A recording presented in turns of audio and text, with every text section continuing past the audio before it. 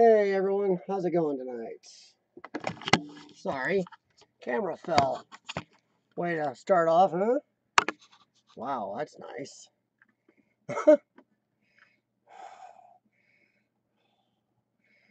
Hey, nice to meet you, Dave. Wayne.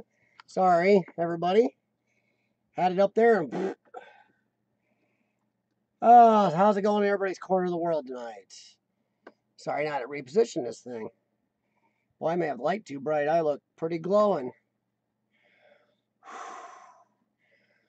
Wayne, Urbexy. Well, Dave, nice to meet you.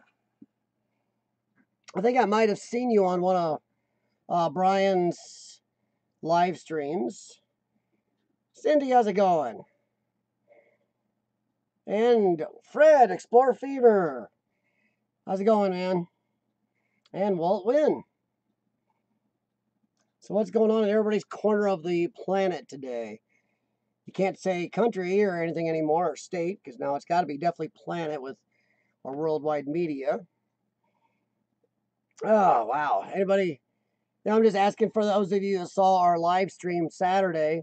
Sean and I had a great day of exploring.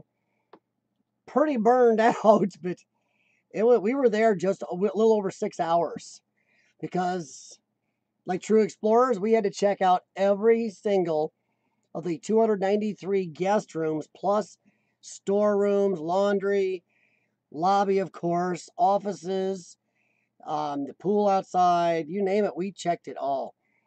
And we were there over 6 hours, and it was a little bit of a creepy explore anyway, since we knew we knew squatters had been there. We found out pretty much right away the ease of getting into the place, honestly. And the first couple rooms, suddenly you could see evidence of somebody having habitated in them since the place closed. So then you're on guard for all 293 rooms. You don't know what you're going to walk in on. So that was interesting. I'm sure some of you have been in that situation that are explorers, and for those of you just exploring fans, welcome also. But yeah, it put you on edge a little bit, but it was really fun. Then you add the fact we had 40 to 60 mile-an-hour wind gusts in the area we were exploring at the time. It made tons of noises in the building, especially considering some of the rooms had the air conditioners out, so it was open air coming in through the vent holes. It's definitely interesting. Dave Explorers, I see everybody is making you feel at home. I don't say you have to join anybody's channel. I do say if you are a fan of urban exploring, or just an urban explorer or a fan of, check out other channels on here. If you like what they've got, join them. If you don't, no big deal. Not everybody likes everybody's brand of exploring or brand of video on YouTube. So yeah, check it out. Sin City Candle, Soap Candle, sorry. Ooh. How's it going tonight? Yeah, Cindy, it was a good explore. That 25-minute live stream was just a portion. Like I said, we were there over 6 hours. So that 25 minutes was tiny, but it was a good live stream. I didn't know we would be able to do it because the signal was pretty iffy there, and we couldn't do it in the first floor at all. There was no signal on the first floor. I had to wait till we got to the second to give it a shot. But yeah, it's crazy just running into stuff where people have been living. We did find some more information on that place. It looks like it did have power for about a month and a half after it closed. Power and water. Like they paid up or something. It went that long. And people were squatting during that time. The state police got tips, did come in and removed about, I believe, 60 to 80 illegal aliens that were squatting there. It's not only were they squatting illegally, but they're also illegal aliens, so double kind of bad. We also know for a fact the place will be demolished sometime in November. So if anybody is anywhere near the Midwest and wants to explore this, please get a hold of me. And Sean and I would be more than happy to work with you on that. You got about a month.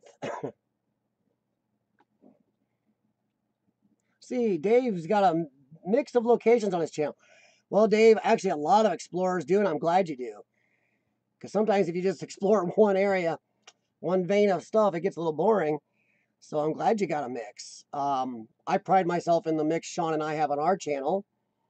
And it was nice that Sean was able to find this place for us. He scouted it. And we were able to go explore it. So, sorry, I got a hair from my dog hanging off my hat bill, and it's kind of driving me nuts. Yes, yeah. Don't get yourself caught in one type of exploring. You seem to, even some of the big guys these days seem to be exploring certain types of things or only the huge things. That's not urban exploring. I watched a video the other night from Ajusta Vlogs from Australia, and he explored some small sheds and little barns he found, and I didn't mind. It's urban exploring is everything abandoned or interesting and cool that you like to explore. Doesn't have to be some greatest, biggest thing. So, no, don't feel bad about ever what you explore. That's why I post everything on my channel that we explore. I don't care about view numbers. It's just really cool to have all that and see it. And the real explorers out there will post everything. Big, small, cool, so-so, anything. That's the real explorers. But yeah, that was a very good explorer, and I can't wait to start editing all the footage. Like I said, we got over 6 hours of footage between me and Sean, a lot of stills. Just crazy place. Sean was really proud of it, and he should be. Also, I need to kind of bring something up real quick for everybody. Some of you know who Fuzz TV is. I've been friends with him since I started YouTube, and a little bit, he's been a good friend. I haven't seen him around lately. Well, he's got some health problems, everybody. Please go look up Fuzz TV on Instagram. Sorry, I don't have the link here because I can't get the Instagram link up on my desktop here to pull over. I'm sure there's a way to do it. I just haven't figured it out yet. But go to Fuzz TV on Instagram. Scroll down. There's a link to what's going on with him. And I don't mind if you don't want to give to help him out, but please, if you can, share the GoFundMe link to help Fuzz and his family out. He's a good guy. He's a stand-up dude. He's a very good family man, and he's their main breadwinner, and he's having some pretty good health issues. So please, like I said, go to Instagram, look up Fuzz TV, and scroll right to the bottom, and you'll see what I'm talking about, and please share that. And there's a lot of us here that know Fuzz. We send you guys, our well wishes. I hope you get better, man. Hope everything works out. Yeah, that's why we haven't seen him around, guys. He's been real busy, and then his health was a little bad. Old farms, manor houses, castles, old castles. Well, hell, Dave. You sound like you're in Urbexy Pajerico territories. UK or Scotland, something like that, I'm guessing, Dave? Uh-oh. Well, Urbexy, there it is. Dave, Urbexy, been watching stuff for a while. Well, thanks for sharing with me, Urbexy. I could have been, had somebody else to look at. Anybody else had some good explorers recently or looking forward to some new ones? Just curious. I'm trying to give Colliding Planets a little time. I messaged him, letting him know that, yes, I definitely picked a video of his tonight and everything, but he hasn't got back to me. I know time differences and work schedules and stuff. And I knew in the past he may or may not be able to make it. And I do know I have to mute his opening music because that may be an issue. So I got to do that quickly. So forgive me if I turn off the microphone just when I go to open the video, because sometimes you can't get to the little clicker on the encoder screen quick enough to turn it off. And I don't want to get nailed by copyright stuff again.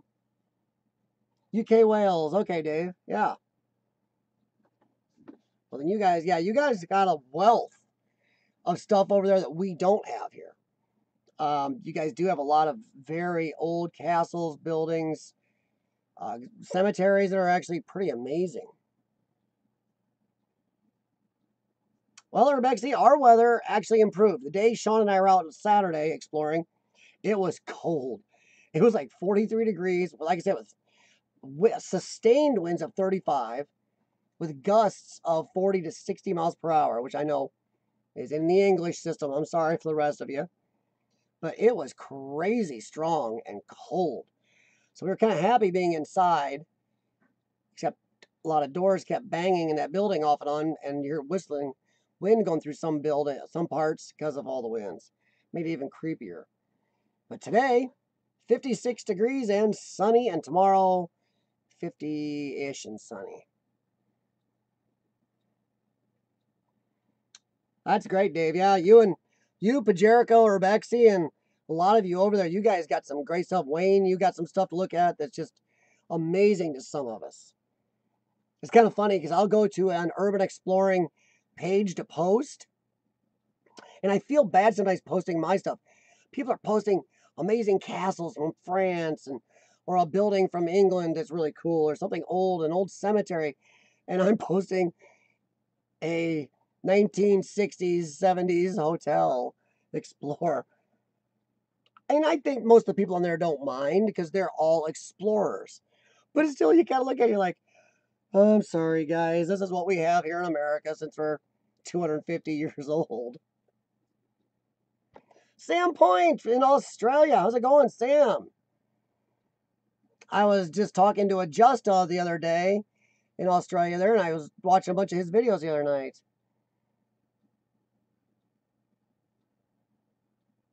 Oh, it is Urbexy. Every explorer. Oh, I know Urbexy. I just thought it's funny the juxtaposition of a lot of the pages I share on and read on and look at. I like it's funny as I'll post something like that hotel in the middle of something that's 600 years old. And you're like, oh, but no, they handle it really well, really well. One of the guys, forgive me if I don't get this right, Todor Kumanov. He is runs one of the pages, and he is an exceptional photographer. But he's always been very supportive of everything I post, whether it's been pictures or video or both. And they don't mind. Explorers worldwide, the real explorers do love it all. And from what you guys are posting that I can't see, the castles and stuff, I can post stuff that you don't have. So it all matches up. No problem, Dave. I am actually already got you on the top of my screen. Well, it was. There it goes. Oops. There we go. I got you on the top of my screen to read after the live stream. But yeah, everybody check Dave out and see what you think with Dave's stuff, you know? If you like it, go for it. Join his channel and share stuff back and forth. That's something I was going to talk to you about a little bit, everybody. As smaller urban exploring channels or people, and I count that as anybody, honestly, if you're over that, hey, that's great. But I usually count the smaller urban exploring as channels as anybody that's 5,000 and under subscribers, or maybe up to 10,000.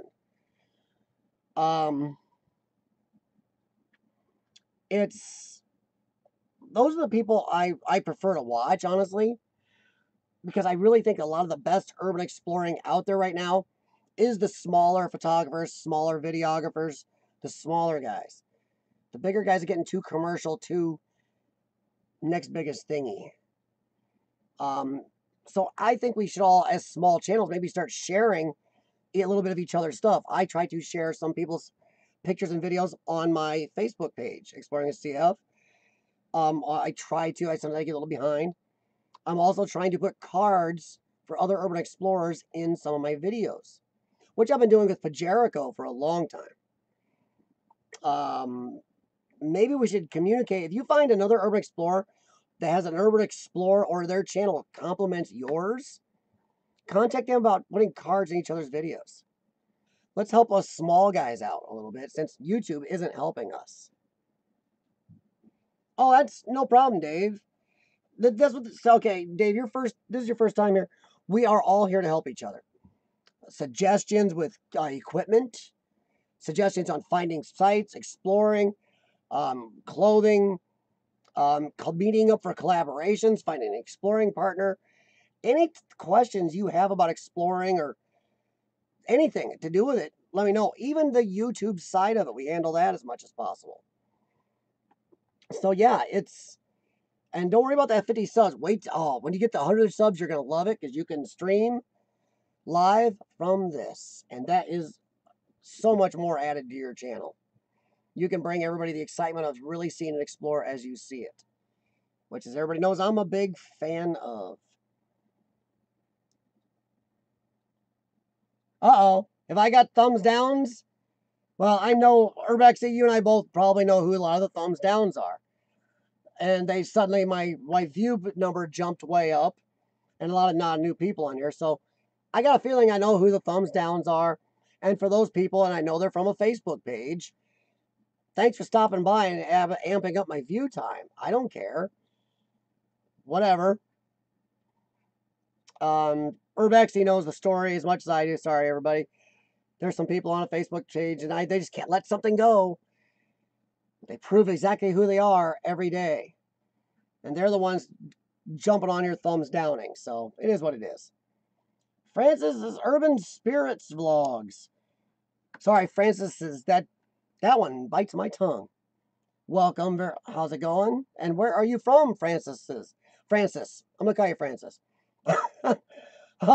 Where are you from, Francis? How many thumbs downs have I got, guys? Because like I said, my subscriber count, my viewer count jumped. It's always weirdly delayed on the live dashboard by a lot, but it jumped hugely recently. And now you guys saying something about thumbs downs. So I can't prove it, but I'm pretty sure I know exactly who these people are. And if not, and if you're here to be a troll, just stop on in and say howdy. We actually feed our trolls here extremely well. We have a little bit of troll chow over here. I even have a troll. There you go. So I can speak troll. And if you are the people I think you are, wow, grow up. Study Boy NZ, I am glad you came in, sir. Everybody, I do want to mention Study Boy NZ. A little extra tonight, right here. I got to thank him on the Explorer at the hotel. And I don't go out and asking people for money or donations. It's here. If anybody super chats or donates or sends anything, it all goes into Exploring. Well, Study Boy NZ donated us $15 on that live stream. Thank you very much, Paul. I appreciate it. Sean was actually shocked. And he was very humble about it. And he said, you know, he doesn't do these streams. He works during these times. But he said, thank you very much. We were both extremely appreciative of that. And that will definitely go in the gas tank of the Explorer Opala to get us to some other spots. So I appreciate it. And I don't know. I don't know how to. Sometimes I don't take it really well. Some people say when people donate a little bit to help us out. But I thank you very much, Study Boy NZ. And Study Boy NZ is he's a New Zealand explorer. And he explores abandoned and just cool places he thinks you should see in New Zealand and learn about his country. So check him out. He's somebody I've known for a while. All letting everybody know he's somebody I do know and talk to regularly. But it was very unexpected and appreciative. Abandoned Yesterdays is in the house. How's it going? Oh, Francis, you live in Florida. How's it going down there? Are you in the not too touched part of Florida, the part that really got hammered? Because you guys in Florida got nailed pretty good down there. Thankfully, with our forecasting systems now, we knew it was coming, but still. Abandoned Yesterdays is in the house, so now the party can start. Well, that's cool, Francis. As everybody knows here, I'm not as big into the paranormal part, but you're always welcome here. I have other paranormal explorers that do come here. As far as I'm concerned, we're all explorers no matter what vein of exploring we're in. And if you ask paranormal questions, I have no problem with that. I may not be able to answer them, but others on here can. And I do watch other paranormal explorers because they still explore cool places. So yeah, feel welcome to bring up stuff here. I can recommend a couple paranormal explorers you should contact. But yeah, some come in, so just off and on. Family of Fun. Well, thanks for stopping in. Ha ha. That's okay, Urbex. I don't mind thumbs down. As far as I'm concerned, I'm just here to, I don't know, I enjoy doing this and talking with you guys and interacting, and I enjoy the exploring. And I don't feel bad if not everybody likes what I do here. They put a thumbs down. To me, that's a, as long as they're not doing it, pulling it, being just jerks. That's their view. They don't like what I'm doing. I'm not going to have a problem with it. Outside of Tampa, around Riverview. Oh, okay. It's been a while since I've been to Florida. It's been 5, 6 years since I've been to Florida. Oh, no, more than that. Oh, my Lord. Before I met my wife. Oh, there you go, Francis. Somebody close to you. Family of Fun. Their channel is not Urban Exploring. It is seriously what it says, Family of Fun. They do crafts and little family trip videos. That's kind of what my Zen relaxing channels, a lot of people know. When I was watching them at 3 a.m. this morning on a treadmill at the gym.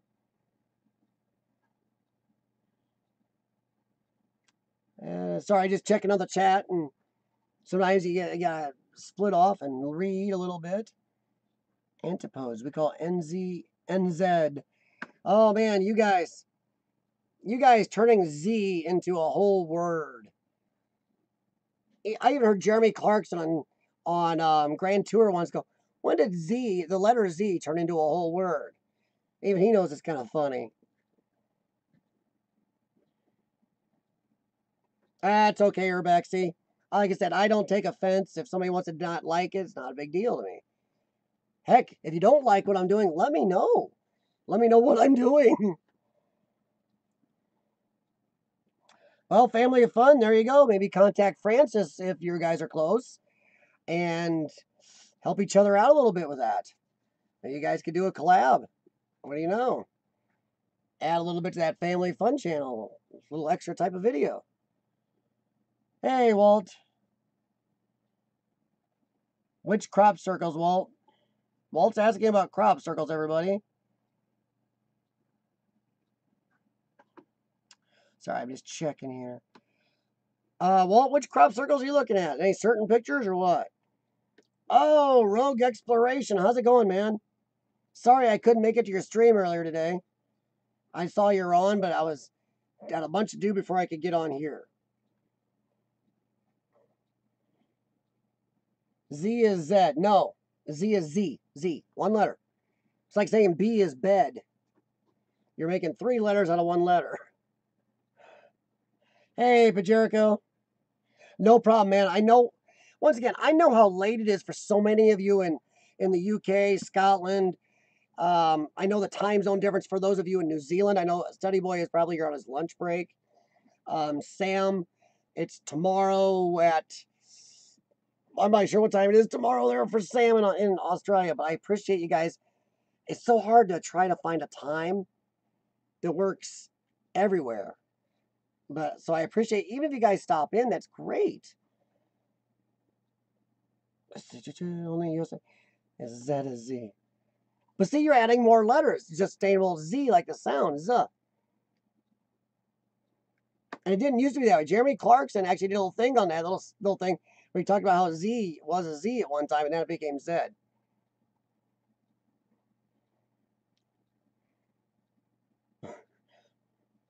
Walt, which crop pictures are you talking about, man?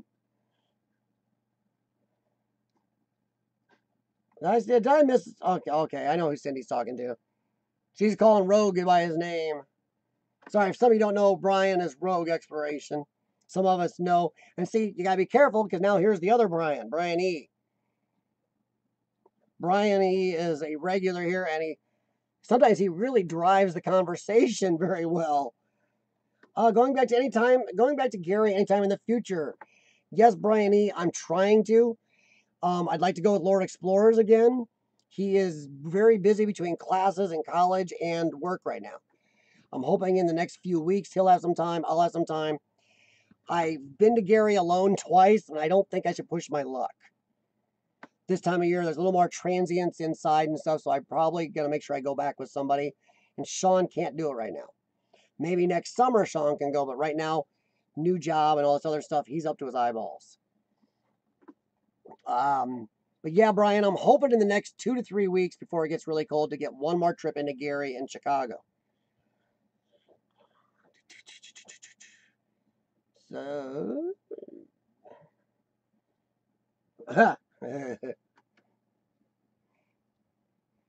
well, see, Rogue, now we're getting confused. Make sure you spell your Brian's right, everybody. We got the sorry, it's Byron, I know, but I gotta stop biting my tongue on that. Somehow that's one of those words I can't get quite right. Change of protest to French. Okay. Oh. Yeah. Lord Explorer's in here? Did I miss him? Lord Explorer's, if you're in here, pipe up. I don't think he's here, Study Boy.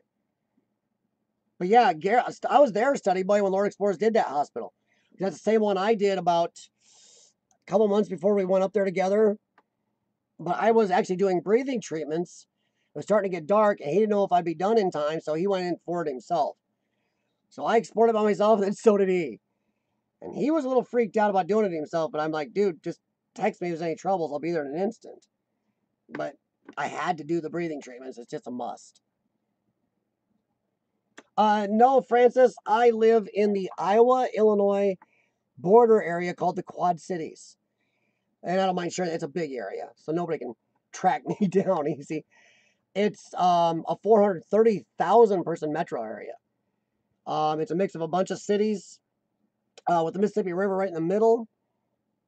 And then if you add the outlying city stuff around here, you are close to 450,000 people in a decently sized circle area. But I have been to Indiana 2 or 3 times now for explorers. Not just Gary. I've been to Richmond. I've been to a couple other places.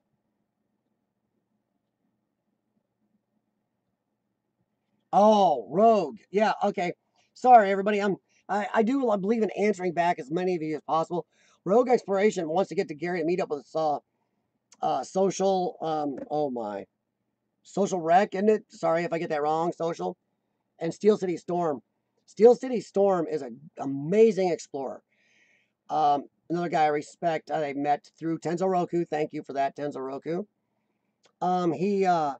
He's in his 50s, but the man has such a love for Gary, Indiana, and the history. He shares as much history as he can. He's so good with the people there. And if you ever get to Gary, please talk to him. He will help you out a lot. And you will see how much he really loves doing this. So yeah, if you do get to Gary, write that down, everybody. If you're ever cruising through Gary and want to explore, look up Steel City Storm.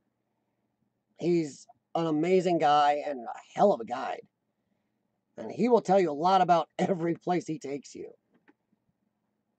or recommends. Well, yeah, Brian, Francis, sorry. Yeah, I was discussing a video that Study Boy was talking about. And I've been to Gary about 4 times. Twice, 3 times? I can't remember. It's hard to keep track. A couple times alone. I probably shouldn't have done that. Oh, cool. You're from Indiana. Who played in Chicago the other day, Sam? Social Wreck. Thank you, Rogue. Well, Tenzo Roku, for his part, introduced me to Steel City Storm, and I appreciate that. As for anything else, with Tenzo Roku, that's up to you guys. I used to live in Scotland. Whoa. Well, yeah, you guys been traveling around. I pretty much lived in the same place since I was born. I've just traveled a lot of this country. I've actually been to 48 of the 50 states, all by car, and traveled a lot. My family traveled. They believed that it was really important as kids to travel and take trips. I traveled with friends later than I've traveled since off and on to my wife as possible. And then for urban exploring, I've traveled off and on for that for 3 decades too. Tampa Bay Lightning, okay. There you go. Now, see, that's what I like to see right there. Now we found Francis and Family of Fun are close together. So guys, make sure you look each other up. There might be a collaboration or just something cool to meet another YouTuber there. And now we see Wayne is talking to Dave Explorers about a possible, see how close they are. That's great. Oh, Steve's, how's it going, man? Stever, you're throwing me off. You've changed that and you're throwing me off. But I recognize your avatar. NHL. Well, I'll tell you what, Sam, I don't watch a lot of professional sports, but NHL is one of the ones I will watch because it's still more of a sport. UK is roughly the size of a state in USA. Yes, actually, I was surprised to find out from my friends in New Zealand because we were doing some population comparisons. We found out that New Zealand's actually bigger than the UK.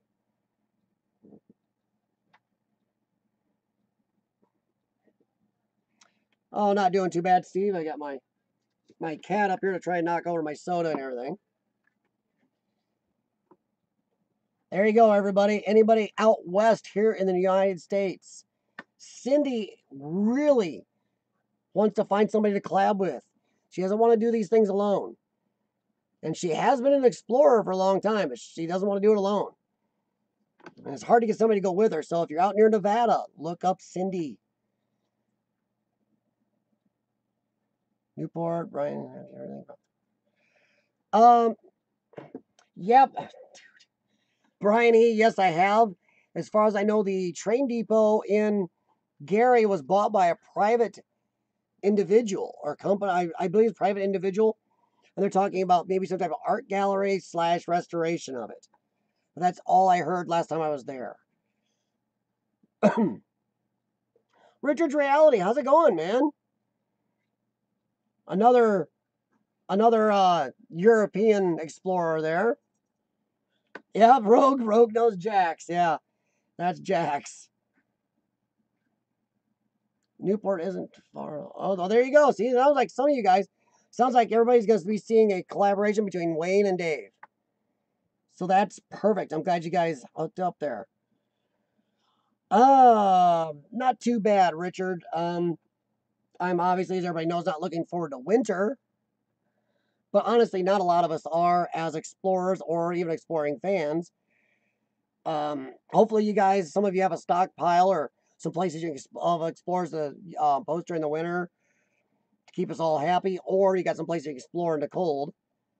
So I know last winter, Pajerico went out and he really froze his butt off because their winter there was almost as bad as ours here. And I think I only explored one place all last winter, but I'd explore so much in the warm weather that I almost kill myself over exploring.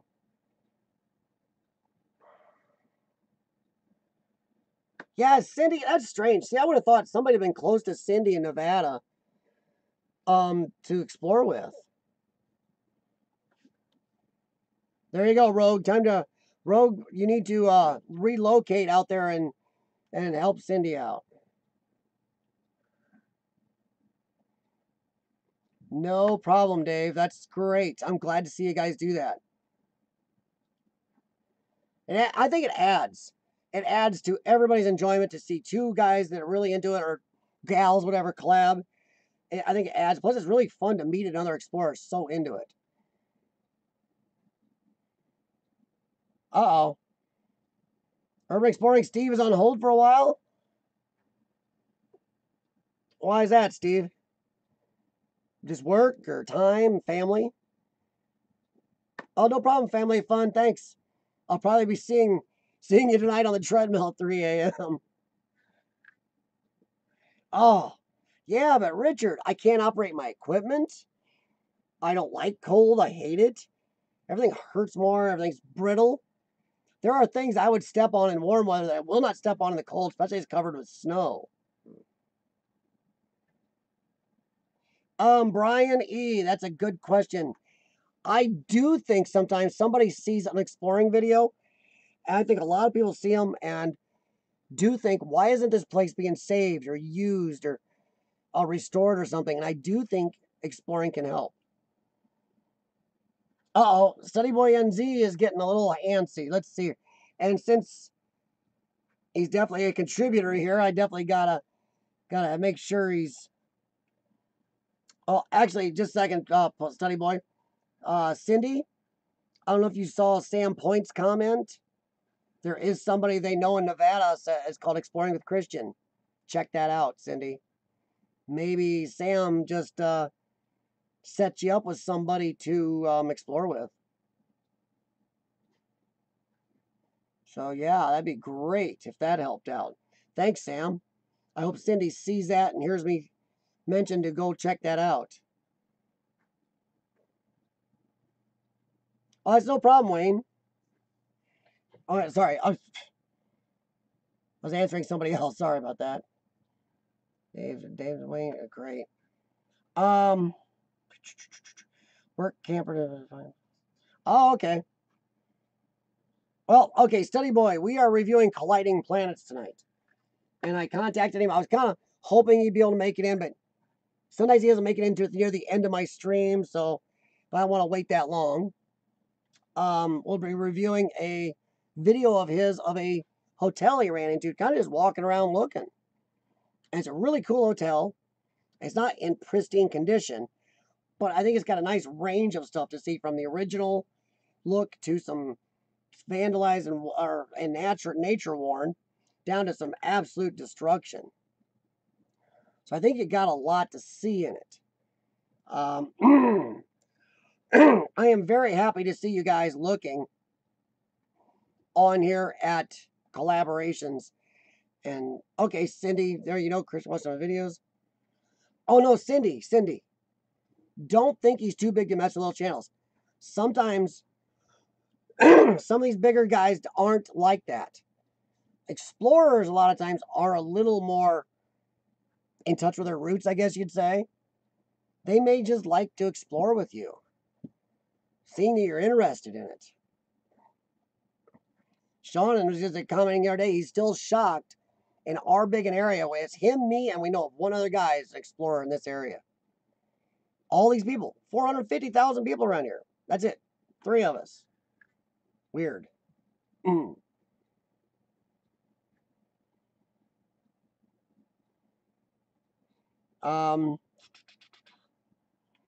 But yeah, everybody ready? If you guys want, but yeah, to make sure, Cindy, just give it a try. Don't not give up without asking, because you know what, Christian might be more into collabing with you or meeting up, it'd be a good time. Oh, no response. Urgh.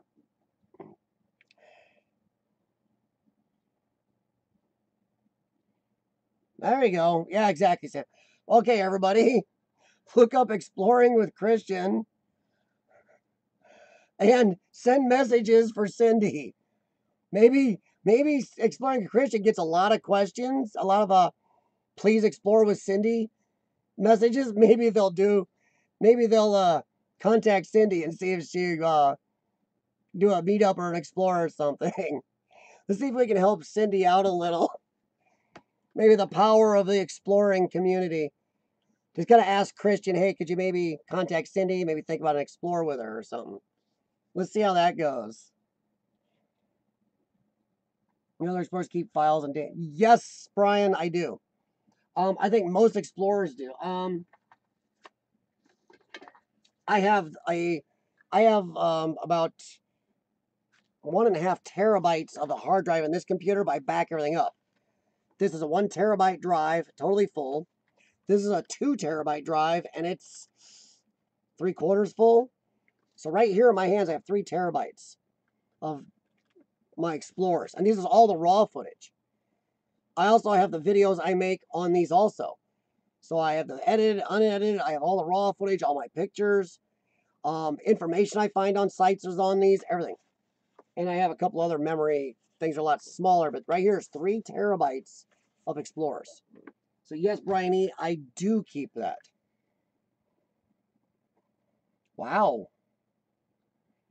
Well, Wayne, Colliding Planets, if you hear this, Wayne wants to hook up with you and explore. If you end up checking this out later to see what everybody thought of your video.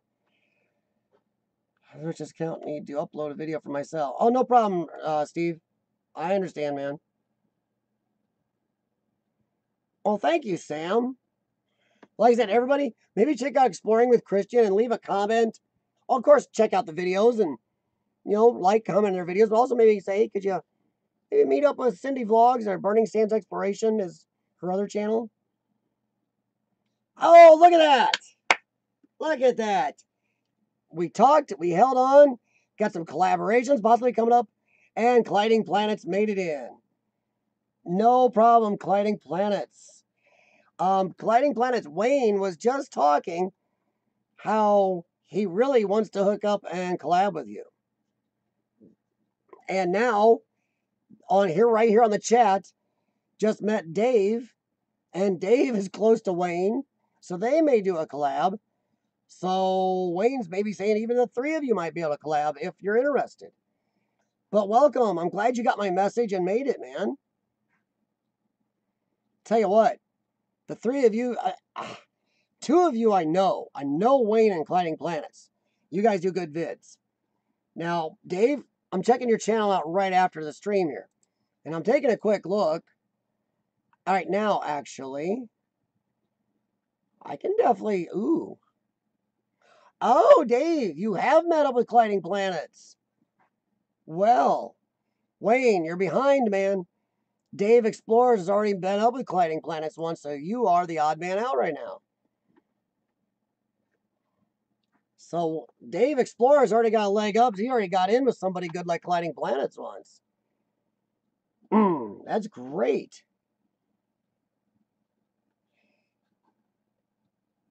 Everybody, I'm not kidding. If you can help Cindy out, anybody near Cindy, if you can go to Exploring with Christian or any of the other Nevada explorers and maybe make a comment, gotta help plead Cindy's case.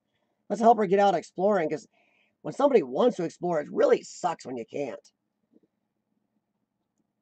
And I want to see more exploring pictures and videos up so I have more to watch. I haven't said this yet. Please, everybody, do hit the thumbs up for the stream if you're liking it. If you're not, give me a thumbs down and let me know why. So I don't have no problem with thumbs down. If I need to improve, tell me why. But hit the thumbs up because that not only lets me know, keep track of how I'm doing, but it does actually make a difference in the YouTube algorithm. It lets YouTube know that I'm doing something you guys like, and that lets the advertisers, which supports YouTube, know. And we need those advertisers to keep YouTube happy. And as y'all know, I'm not getting rich off any of this. I don't make...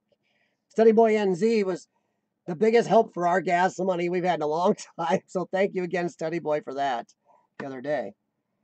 But, I mean, so please hit the thumbs up. I've been told I should mention this. I never have. So if you guys don't like this, let me know. If you do want to donate, we do have the super chat down below, and you can PayPal us. That's in our details. And it only gets used for gas money, honestly, to get to places. Because as some of you know, we do travel long distances. We've driven 11 hours one way almost to get to an explorer. So, it's the first time I've ever mentioned it. I was told I probably should. Thank you to the few who have helped us out. Sorry, I'm catching back up here at a couple of farms.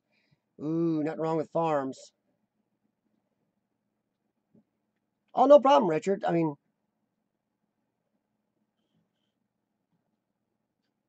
well, maybe someday, Richard. You don't know. You mean anything?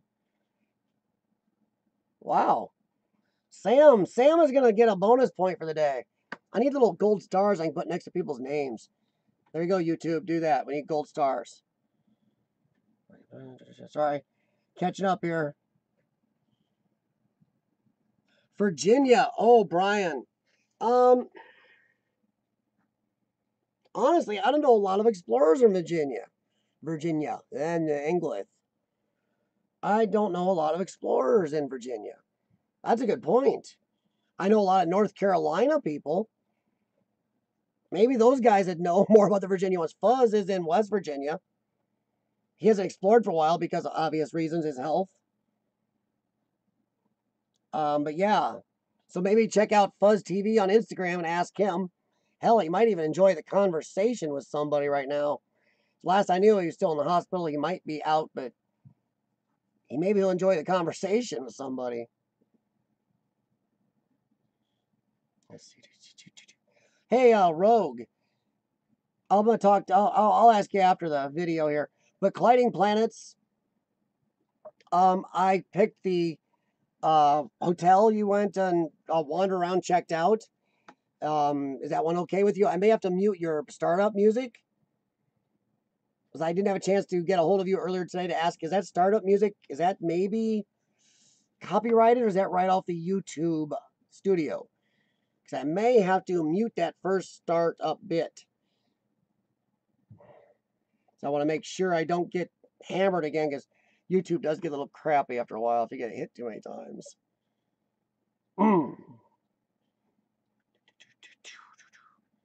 But yeah, other than that, I'm about ready to view his video. I just want to make sure. I think I'll just be cautious because then I pull that up, I can't see the chat. Then I can put it back down after, but it started up. So I'm going to give him a second here, everybody, and then pull up Colliding Planets video. And this hotel, I think you're going to like it. Oh, okay. Cool, Colliding Planets. Thank you very much. Then let me get this pulled up. There we go.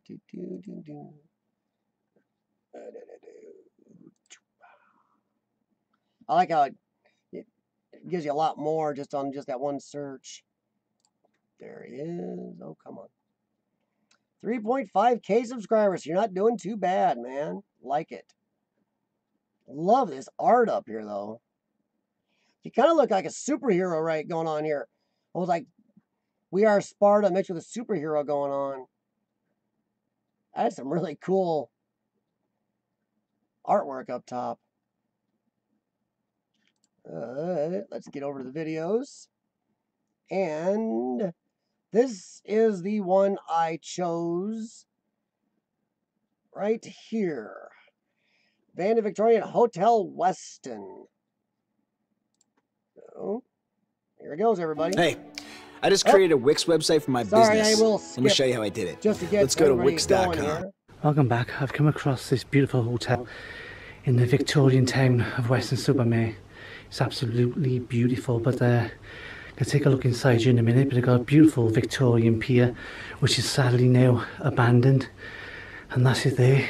And it looks absolutely amazing. I actually got this online, so if you want to check it out, it's on one of my pages. Alright, let's check it out. I'll see you in a minute.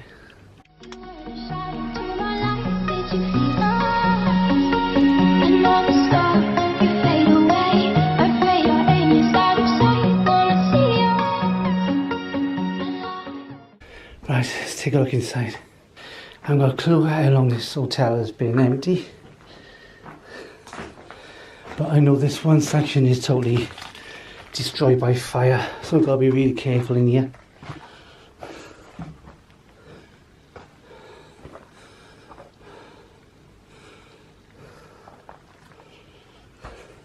So here's the kitchen, and the place is very tight.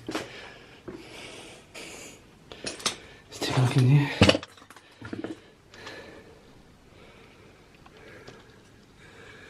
Right, 2008 is the date on there. I haven't got a clue if it's been empty since then, but I don't think it was closed down because of fire. I think the fire came later.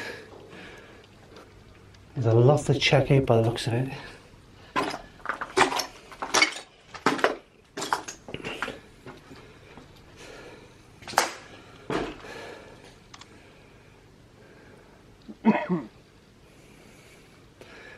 There's a pot wash over there.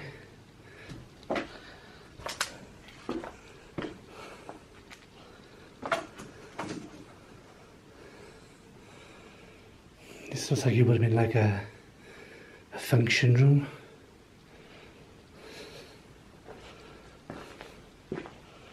Sorry about the darkness of this place.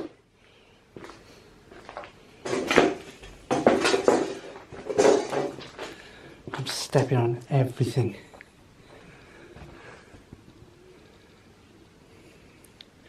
Perhaps this would have been main reception. That light hanging. God, that floor is ready to go. Oh my God. Thanks for coming, Pajerico. That is quite Appreciate bad. it.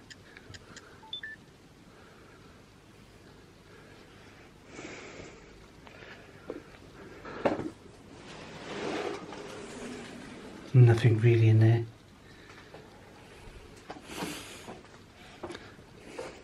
So it's like some sort of dance floor, but I can't imagine it being a dance floor.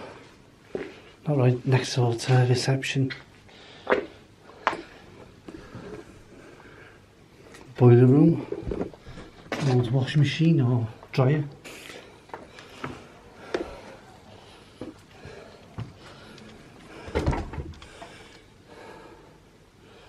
Yeah, let's take a look at it.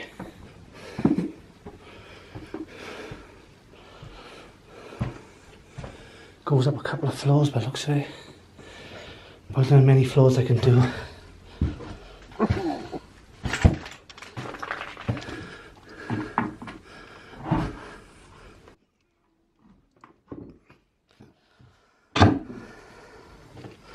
Got a splinter.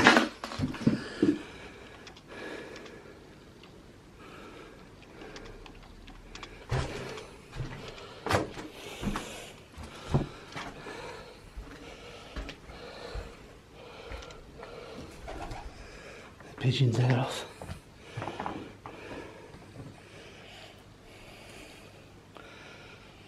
So it would have been a nice beautiful seaside guest house at one time.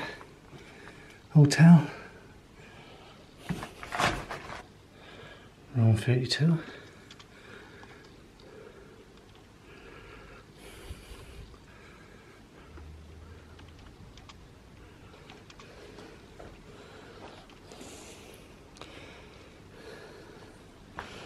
This must have been the main staircase at one time.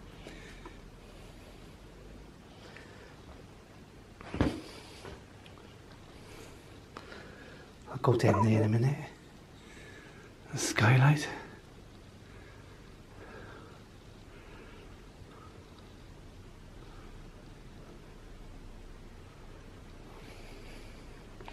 Take a quick look in this room.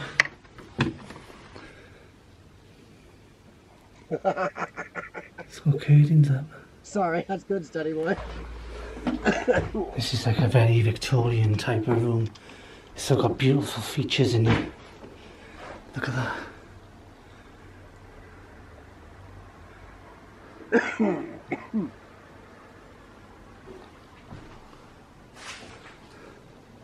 Looks like somebody's been dossing in here as well.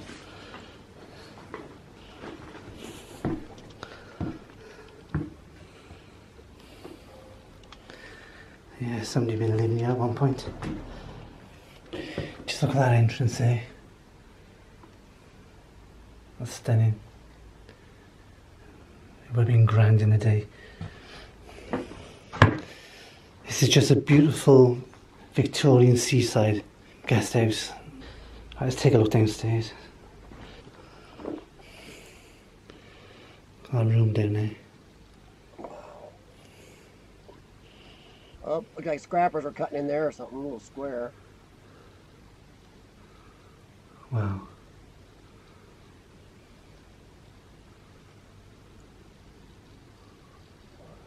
Unfortunately, the spindles have been snapped off the staircase.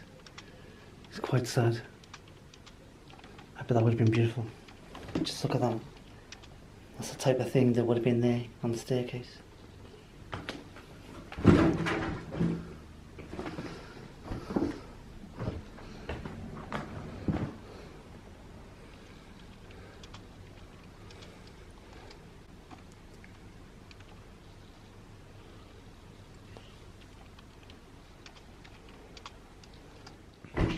These.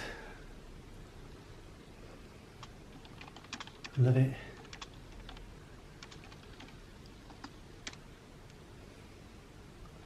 I've been really grand in its day. Let's take out in here.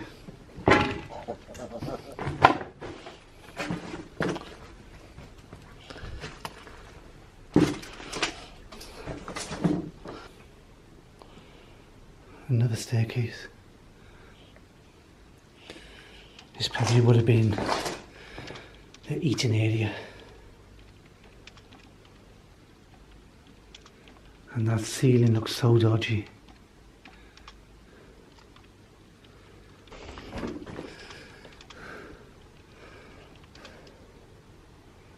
What you can see is all the beautiful beams and architrave that is all scattered all over the floor, which is quite sad. To think once was a beautiful Victorian rooms.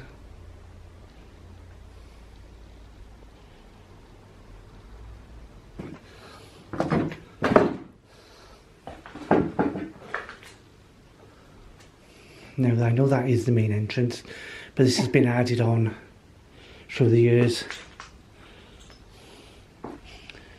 The lift. And that goes somewhere. Let's go see where this goes. Wow, this is the burned out section. Very dodgy indeed. Well,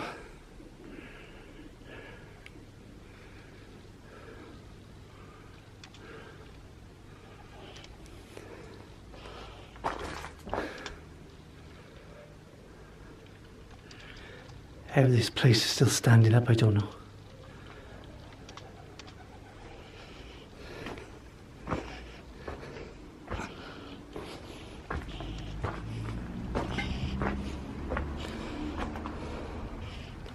The way nature's coming in to take over. Believe it or not, there's so much to see here, but I've got no chance of getting around it.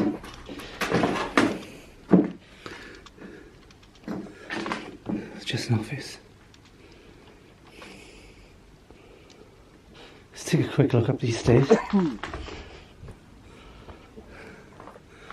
at that. Look at that on top of these stairs. Nothing but air.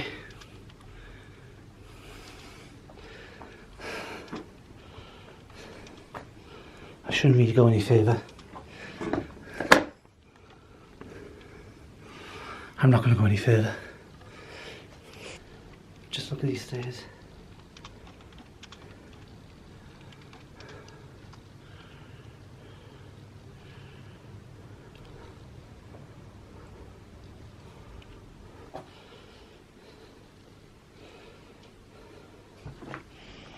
Right, I think I'm going to leave it there. Please like, please share, and I'll see you on the next one. Ta-ra. Well, there we go, everybody. So what did you think? I mean, I love the camera work. And yeah, Colliding Planets, don't worry. I still have issues rushing. In fact, the last couple of my videos I did with Lord Explorers, I was so excited. One of the houses, even with editing, I just couldn't get it so it didn't look rushed because I was just so excited. So yeah, it's a problem. But I think sometimes if you get real excited, it lets you know that you still really love doing this. But yeah, your video, your footage and your work, your camera work is dead on. It definitely doesn't show a lot of rushing or hurrying, and you do really well with it. I need to slow my butt down, but I just get so, I don't know, I'm like a Labrador Retriever in a room full of squirrels. That's why I'm not as good at stills footage either. I can't keep, still. And don't worry about your hard breathing. Trust me, anybody seen any of my videos knows about breathing. And I edit out tons of my worst breathing moments. Here's the name. There's a ship full of drunken sailors. Yeah. Yeah, it happens, Rogue. I'll tell you what. Rogue's talking about the cursing. Yeah, I still let a word fly here or there, but Sean, my partner, he roughly doesn't even realize he's doing it half the time. Being an ex-Marine, you'll get it. He'll just go off and I'll be looking at him. He's like, what? I'm like, well, there's a whole bunch of film I'm not using unless I use that one big long beep. He'd be like, oops. But yeah, thank you very much, Colliding Planets, once again for letting us do that. And yeah, like Colliding Planets here, be honest. These are reviews to let us know the good and the bad and what you guys liked, didn't like, what you think improvement, or just suggestions. Honestly, for me, I picked that one because I really liked it. And it didn't seem like, I may be wrong, Colliding Planets, but it seemed like one you kind of just found. It's not one you prepared a lot for. And I like that when you just walk into something, it's like, holy crap, you get to explore it. There's a feeling there, there's something you pick up on, and to see how somebody films that not being quite, oh heck, well look what I just found, is really cool. Yes, Colliding Planets, yeah. I know at the hotel the other day, Sean, I rushed a few times because I got excited because, like I said, we knew people had been in there. We didn't know what we were walking into in each room. So yeah, but no, I loved it. You found so much there to show us, and you did such a good job showing us. In a very compact amount of time, you gave us a lot. I need improvement on that, I think. I think sometimes I can stretch my videos too long. I can't condense it into one good, I don't know. I don't know if I do as good a job as you as conveying so much in that amount of time. Sam's right. A lot of people don't look up. I have a weak spot for looking up. I know a lot of other explorers do also. Kind of why I'm interested in new Parrot Anolfi drone. That drone's camera actually looks up. That would be so cool from shots. You keep the edit videos.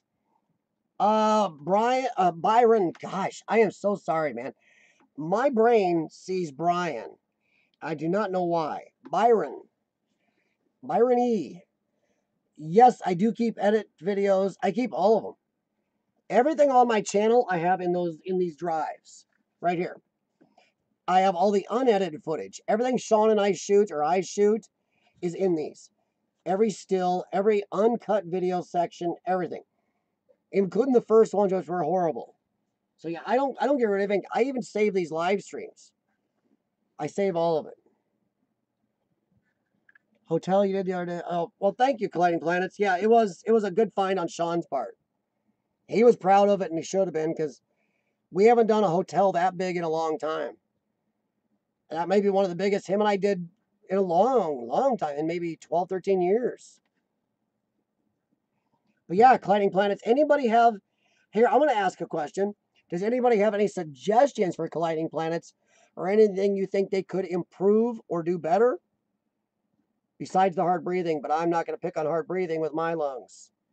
So anything you think they could improve or add to that? Let's just ask that. If you guys all say no, I have no problem with that. But is there anything? Because we are all here for honest reviews. So let's ask that. And don't feel bad. He's already said he wants, be brutal, be tough, be honest. If you guys think it was just he didn't need to change anything, then no problem. Oh, you're asthmatic? I've got a lung condition called cystic fibrosis. So I can feel you on the tight breathing. I actually carry a small nebulizing machine in my pack now. A battery-powered one that I can at least do a bronchodilator. Okay. Catherine says you did good. Okay, that's good. Thank you very much.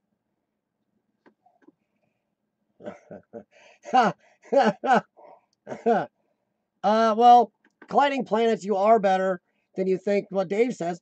Because honestly, compared to a lot of us smaller channels, you've got a good amount of subscribers. And that's great. That shows you are doing a good job. And I'm not going to lie, your title, the name of your channel really helps. And your artwork is great. Also, Colliding Planets, if you didn't know, I did make you a moderator. So you can drop any link to the people that made your artwork if you would like to. So,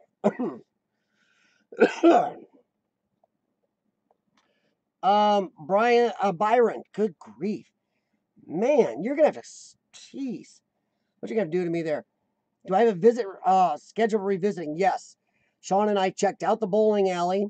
We haven't had time to go back and film it. We know what the bowling alley has been restored into it's still some of it's bowling, but it's not the same. It's different. But we're going to try to get in there and film that. May have to do a little bit of it sneakily. And then the rest home I originally did for the first thing on YouTube, I'm going to get back to that. You know, it's being emptied out, and I don't know what's going on there. So, yes. But yeah, oh no, Colliding Planets. No, I appreciate you sharing. And for anybody I'm reviewing from now on, I am going to throw you as a moderator, at least during your review. I want you to be able to share any links that helped you on the video, anything for anybody else on locations, histories, anything you can share. Channel art, somebody's helped you with music, whatever. That should be all part of this that helps us all again. And once again, that's the point, to help us all and help us all enjoy and share with each other. Kelly Paulson, how's it going? Welcome. Thank you, Rogue, for welcoming her right away. So yeah, from now on, anybody that I've reviewed the past and something you do want to share, let me know. I know most of you. I have no problem adding you as a moderator. I don't add everybody, but if I know you guys, I add you as moderators, and I will make it so you can share links pertaining to the videos on here.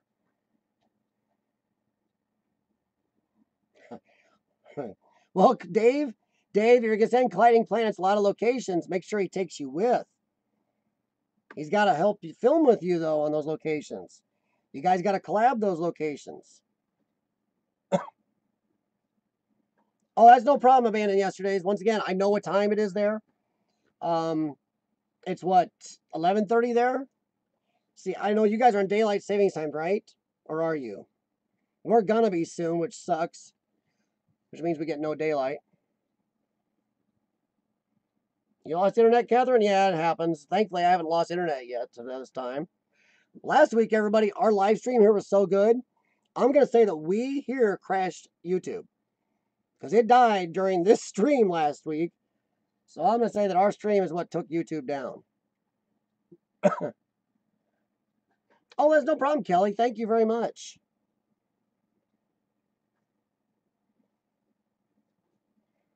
That's great. So Cindy loved it too. Okay, everybody's, so far, Colliding Planets, it looks like you did really good. Ooh, Wayne. Yeah, Wayne. Wayne says he has PTSD and some days are better than others. Yeah. For those of you who do or do not know, my main exploring partner, Sean, who I've known and explored for over 30 years, he's an ex-Marine. And he does have some PTSD. Like, I would not sneak up on that boy in the dark. If we're exploring somewhere, I do not walk up behind him and try to go boo. So yeah, Wayne, I'm sorry. And that's some tough stuff to deal with. I get to see how Sean has had to deal with some stuff since he's been out of the military.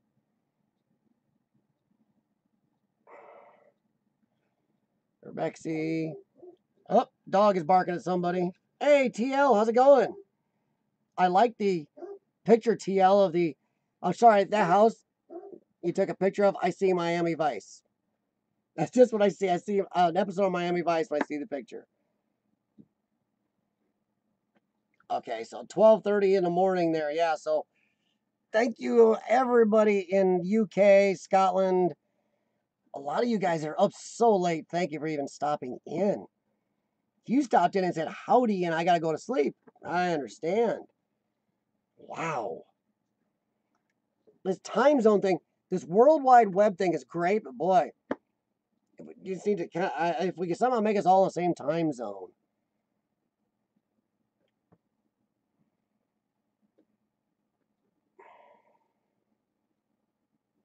Any future explorers coming up?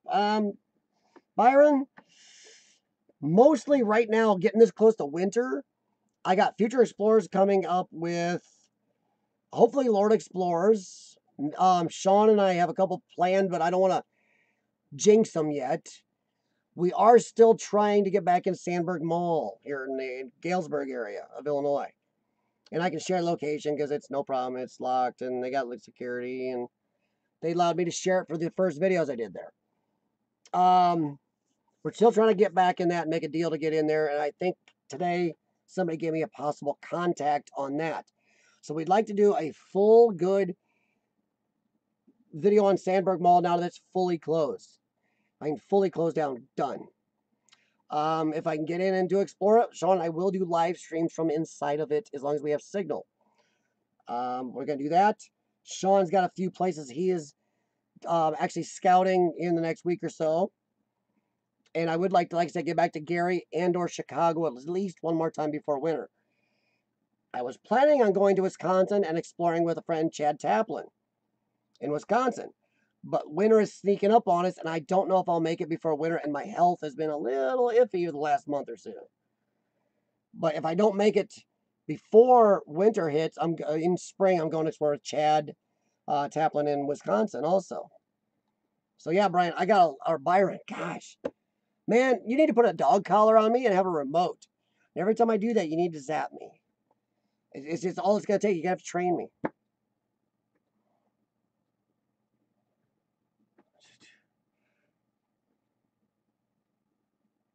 Yeah. Actually, Rebexy, I don't think, were we bad-mouthing YouTube on that stream? I think we were talking about some of the stuff YouTube has had problems with lately, but maybe that's what it is.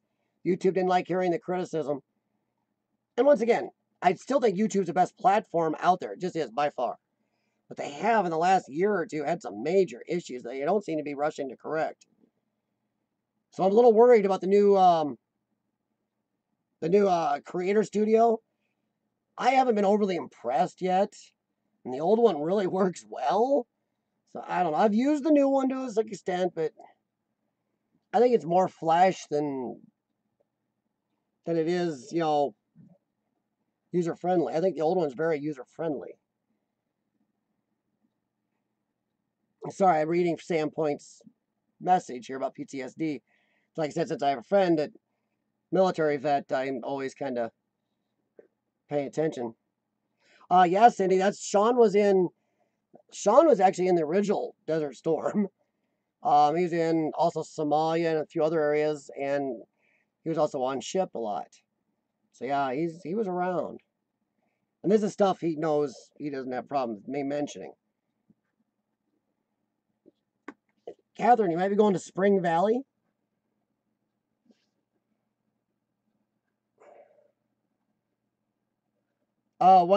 Wayne, it doesn't have to be military, man. PTSD can happen from a good amount of stuff. Yeah, see, Wayne, right there, what you said, that can mess with your head, and that can cause PTSD. Party poppers are allowed in any license close. Okay, well, it's not that bad. Sam, here we do allow that, but let's see, I hate beans. Yike, jeez, Dave.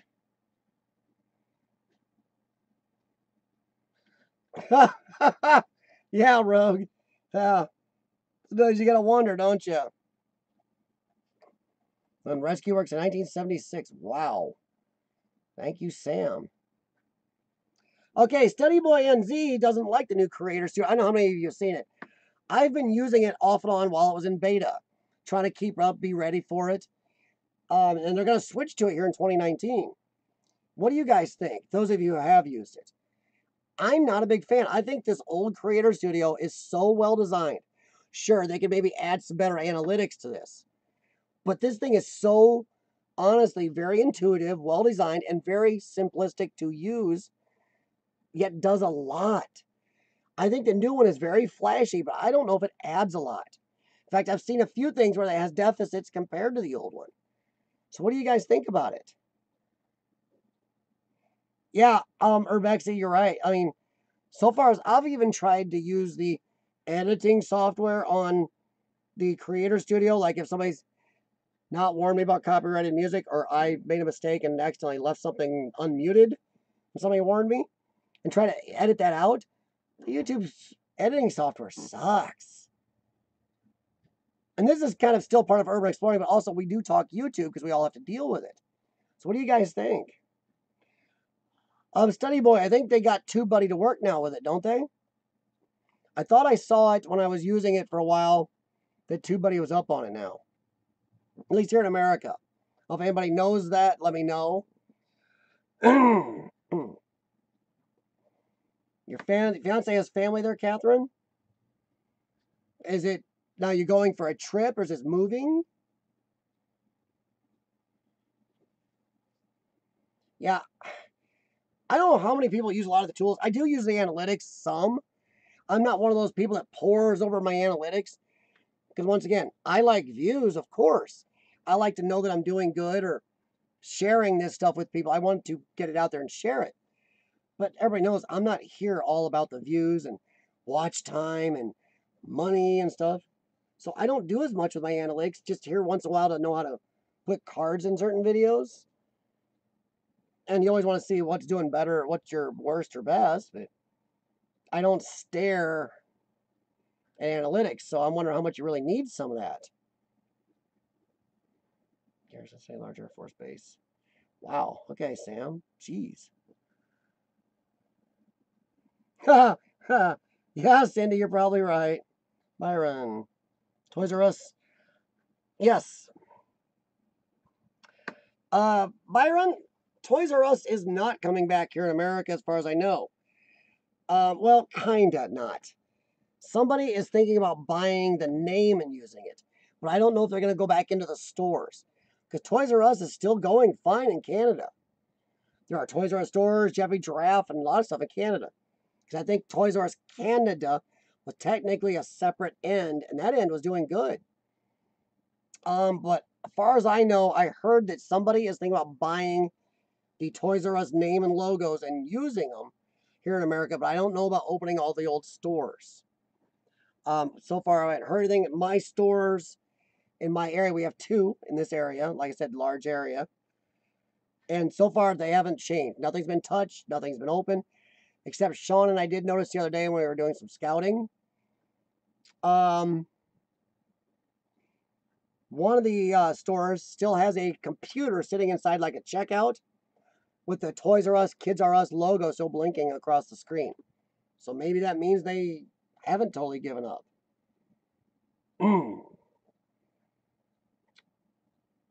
Sam, you use Sony to edit. Oh, you use Sony Vegas, Sam.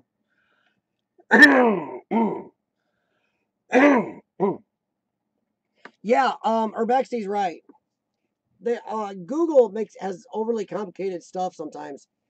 And I think Google put too much of their hand into the new YouTube Studio. The old YouTube Studio and the analytics, if you do want to look at them, are pretty simple and easy to understand. The new one, I'm sorry, it's flashy, but it's not as easy to understand or use. Just visiting Catherine. Okay. Well, Rogue. Okay, Rogue is bringing up TubeBuddy. For those you don't know, it's like a plugin you can use. Google has their own. I forgot the name. But TubeBuddy is a plugin that helps you do tags and titling and best practices and even make thumbnails. I don't use it for a lot except tagging because honestly, when I've used it to help me with my titles, because I suck at titles, I apologize to you all for my crap titles. When I've made titles and TubeBuddy goes, OMG, this is amazing. Horribly good score on my title. It sucks. It doesn't do very good. When I do something, well, TubeBuddy goes, well, that's not real good. You probably shouldn't do that. It does okay. So if you're going to use TubeBuddy for titling, do the opposite, I think, what it says. As for getting tags, suggested tags, tags other people use, telling what other people use on theirs so you can kind of work with it, TubeBuddy works really good for that. Just know its limitations. Oh, I didn't know Toys R Us was gone in the UK too. Wow. Well, that's a piece of info nobody ever told me. Colliding Planets. Did Toys R Us close up? How long ago did Toys R Us close up in the UK? I wonder if it's the same time. Wow, Sam, in Australia. Did they all close the same time? I wonder here in America and over there. And then Rogue says Illinois and Missouri aren't coming back. Rogue, do you have a link to know which ones are, if they are?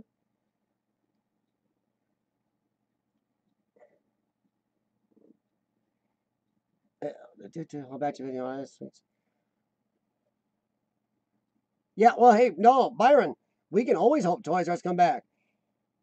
It's a great store, and I think so many of us have memories, even worldwide, about Toys R Us. So I think every kid should be able to go into a good toy store. Only last month. Okay. I think ours was about a month and a half ago also, Colliding Planets. So about the same time. Urbex, he says theirs closed last Christmas. Wow.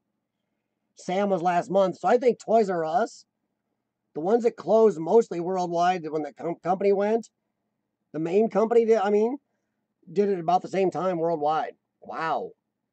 See, here in America, we never got told. We honestly, I didn't even know Toys R Us anywhere but here in Canada.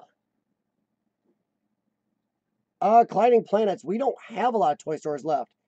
And Sean, we still check out our Toys R Us stores here, everybody, because we still would love to explore, so far they're sealed up pretty good, and we can't get a hold of who rents the property or owns the property, which may be still Toys R Us corporate, and that means we may not be able to get a hold of anybody. Study boy, never had Toys R Us in New Zealand.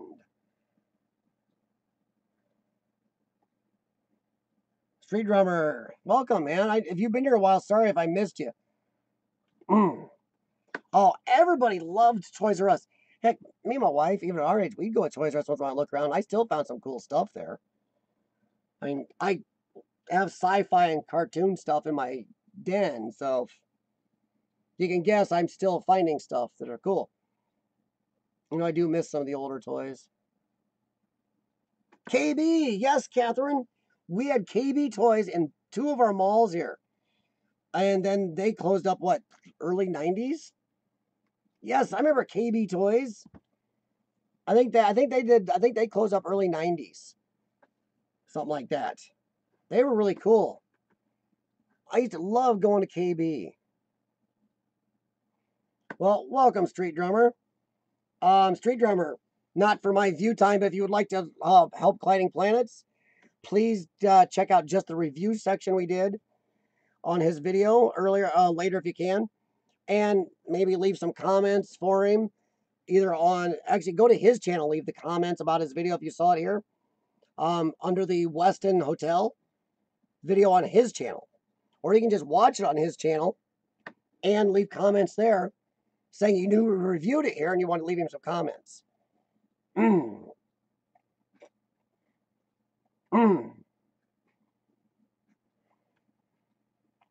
Well, Rogue, in northern Illinois, Iowa, or middle Illinois, Iowa, sorry, I'm middle areas of those 2 states.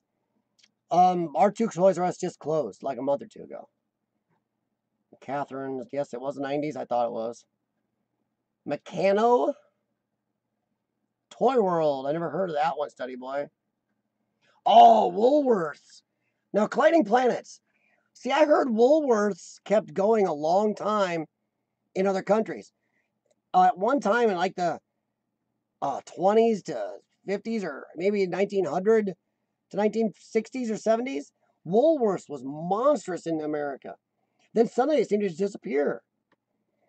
But I heard Woolworths kept going in other countries. Or did it close at about the same time it did over there as it did here, or did it carry over there? Oh, Sam, yeah, sci-fi models, yes. I have tons of Star Trek, Star Wars stuff all around here. You like sci-fi models, also check out Hobby Lobby if you have one near you. They have tons of them.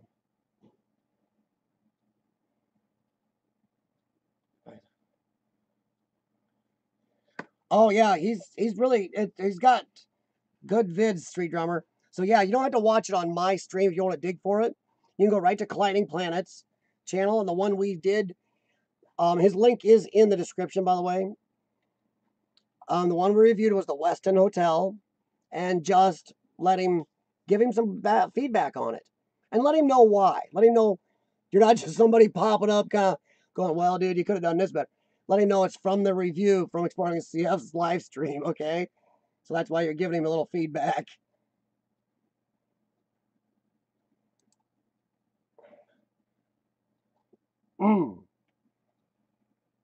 No, Byron, I haven't done any Toys R Us Explorers. The only Toys R Us I got into, the first time my wife and I went during the Toys R Us was selling out thing, they had people walking around making sure you weren't filming. So I couldn't film. But then after it closed down, Sean and I went back there the one time, had a lot of streaming issues. So that worked out real well. But Sean and I go back by and check. We're also looking for somebody to post a phone number on there so we know who to get hold of. We want to get in. So no, I haven't had barely anything to do with Toys R Us, but I really want to. Just because at least as a child, as a growing up memory. Thank you very much, Wayne. Happy Explorers. I hope you and Dave and Colliding Planet do hook up. And if you guys do, just in case, because we all know YouTube notifications suck, please come back here and one or all of you tell us how the collab went. And please let us know you did it so we can go check it out. But thank you very much, Wayne. Woolworths Online. Hey, I found out we have Montgomery Ward still online. Montgomery Ward's is now an online-only company. I did not know that. My parents bought something in Montgomery Ward's. I was shocked. I was at their house, saw the shipping. I'm like, Montgomery Ward's? Oh, yeah, they're an online company now. No problem, Cindy. Have a good night, hon. Yeah, Cindy, you are, what, 2 hours behind me?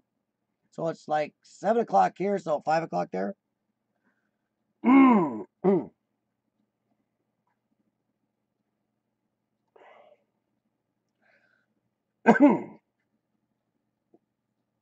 Oh, wow. Nice. Hey, Urbexy, when did Woolworths close? There for you guys. Byron, you asked a little earlier if I had some upcoming Explorers. There's a couple I can't mention yet. We're not sure about. One I did forget. Sean and I think we have a way into an old Venture store. I don't know if anybody remembers Venture. They closed up, I believe, early 90s. They were almost like a Walmart chain. It was only here in America and mostly in a certain, I think mostly the Midwest of America. But it's an adventure store. It's been empty since the place closed in the 90s. There's a couple of them around, but this one I think we have a way into now. We're going to check it out maybe this weekend. If we can, we'll let you know. We're not thinking there's anything in it, but still, it's an old piece of history. Adventure store. No problem, Dave. Thank you for coming in, man. I hope you guys do get to link up.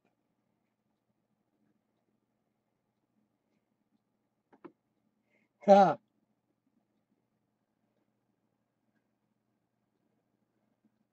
there we go. Street Drummer's already given Colliding Planets some feedback. There you go. Walmart. Woolworths that closed a decade before it. Wow, that's old one, Rogue. But yeah, I'm hoping if anybody remembers Venture. You can Google it real quick and still look at Venture stores pictures.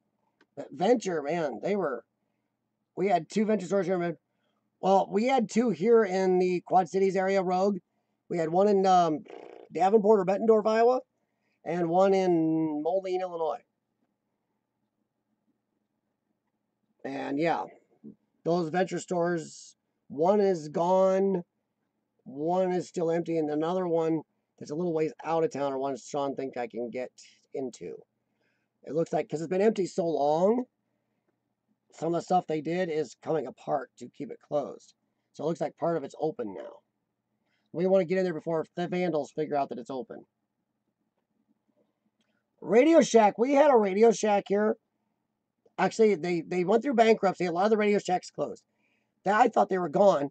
Then I saw one recently here in the Quad Cities area. And then somebody told me, no, some stores are still open. And I think those all finally closed also. So I think Radio Shack is gone. And I'm with Catherine. I miss Radio Shack. Radio Shack was a cool place.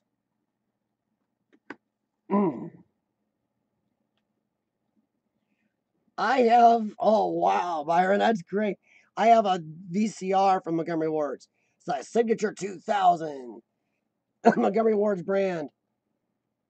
I love finding Montgomery Ward stuff. I think because my parents and my grandmother used to love Montgomery Ward's when I was a kid. I think I remember looking through their catalog. I think I bought my first little teeny color TV. Oh yeah, we thought that was a big screen then. From Montgomery Wards. So proud I worked my farm job and bought my own little TV. Byron, if you have something that says Montgomery Wards on, man, hang on to it. That might be worth something. Airline model, nice.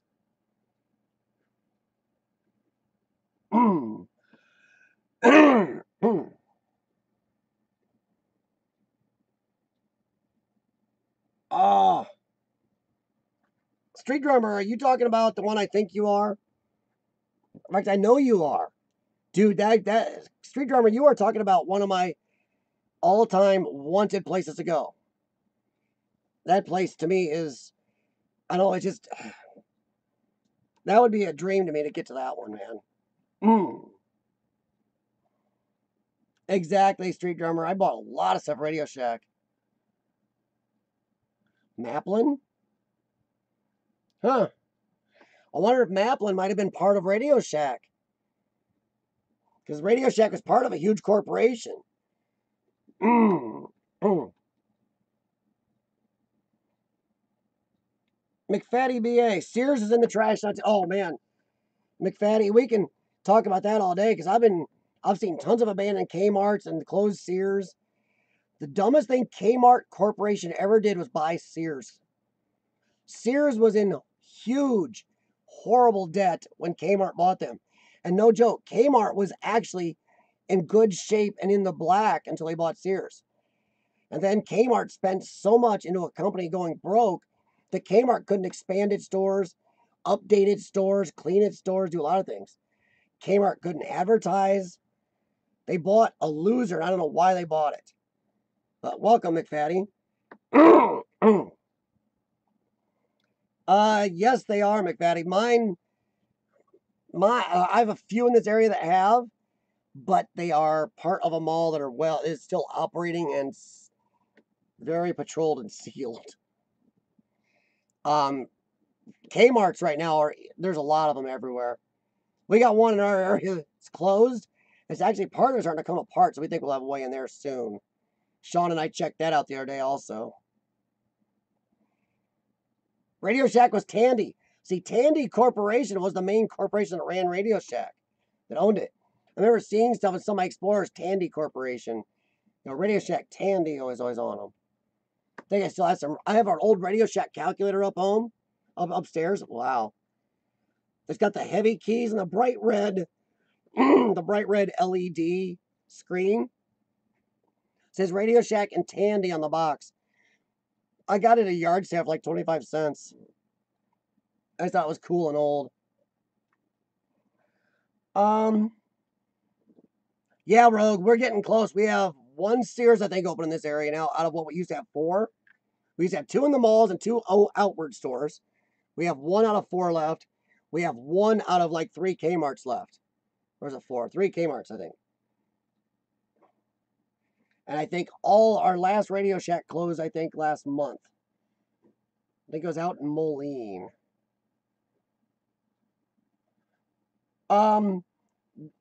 Yes, Byron, but I haven't been in as many abandoned malls because when I was in, me and Sean did some abandoned malls years ago. Before I did YouTube, Radio Shack was still a viable company. It wasn't a big deal running into them then, but now it'd be kind of a cool memory flashback. So I was kind of hoping to get into Sandburg because there's a store there that used to be Radio Shack, I think. And I'd like to preserve that. McFatty BA, where are you from, man? And welcome. And are you an urban explorer, just a fan, or just here to chat? Well, Kmart isn't gone yet, McFatty. Kmart Corporation actually owns Sears. Because Kmart bought Sears, and Sears was, oh my God, what was it? It was like $70 million in debt at the time. And people were like, why are you buying Sears? I can't remember what it was. It was a huge debt. Might have been $170 million. It was a monstrous debt. At the time, people were asking Kmart, why are you buying Sears? We still have a good amount of Kmart's left, but I don't know for how much longer. Because they are dropping like a rock because they blew too much money buying Sears. Yeah, our Kmart in this area, the one that's open, is really busy. The Kmart, the other 2 Kmarts that closed, one of them wasn't very busy out in the end of Davenport. The other one is down in Rock Island, Illinois, I believe. And that one was busier than crap, too. So 2 out of our 3 Kmarts were freaking busy. But I don't know why they closed it then. Yep. You'll have that street drummer. He's gotta be sneaky, man.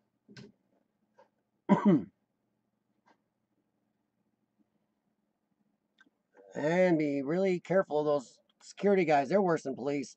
Police are pretty nice to a lot of explorers. If it's private security, they're not very nice. They're jerks.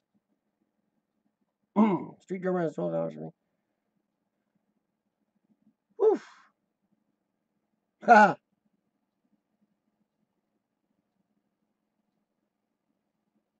12 hours away. Wow. Well, street drummer, I think that's farther than I am. I don't know how far I'm away from that, from Six Flags. I'm a ways from that puppy.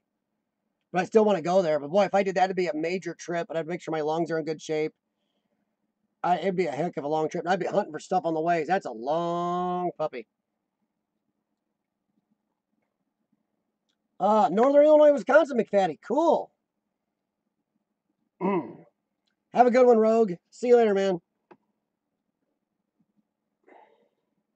Northern Illinois and Wisconsin. And what do you got? What have you been? Mostly Urbex. Dude, I like hearing that word more often. I did not know that was a viable word before I started YouTube, because I said it before as I grew up in the country. I grew up outskirts of the Quad Cities, in the middle of nowhere. My best friends are trees.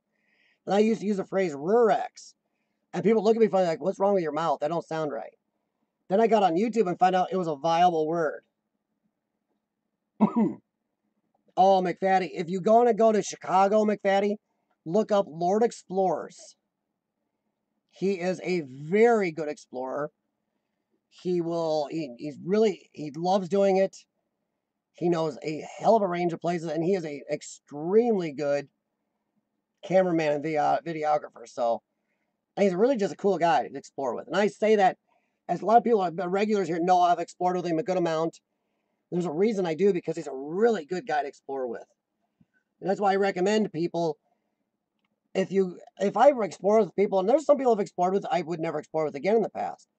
There's a couple Sean and I explored with years ago where Sean was threatening to kick their butt by the end of the collaboration. But there's some people that are just amazing. If you're an amazing explorer, I definitely recommend the heck out of them. And in Chicago, Lord Explorers is a great explorer. So if you want somebody there in Chicago to help you out, trust me, Big Fatty, he's a good one for it. Urbex, I love rural exploration. Sean, that's one of Sean's biggest things. He loves abandoned farmhouses and farms. Really, it's one of his biggest things, right next to bank vaults. Yeah, street drummer, you and I would have to kind of do a triangle drive down south to if we ever met up at Six Flags or something. That's a long trip for both of us. Yeah, McFaddy, there is a lot of good stuff in Illinois. And around the Chicago and outlying area, Lord Explorers has a hand on a lot of them. Also, check out Kaiser Glick near Chicago. He's young, but I tell you what, he really wants to do this a lot. So he also knows a lot of places up there.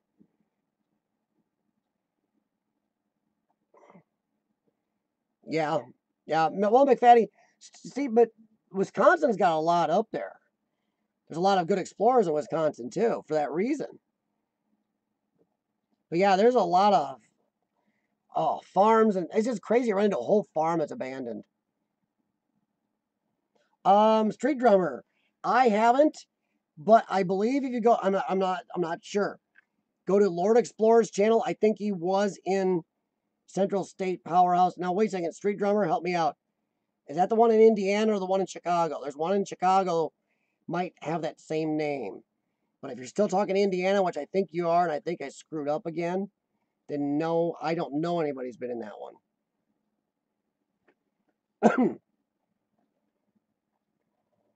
Yes. Yes, McFaddy, yeah. There you go. You get a couple good groups there. It sure is totally worth it, yeah.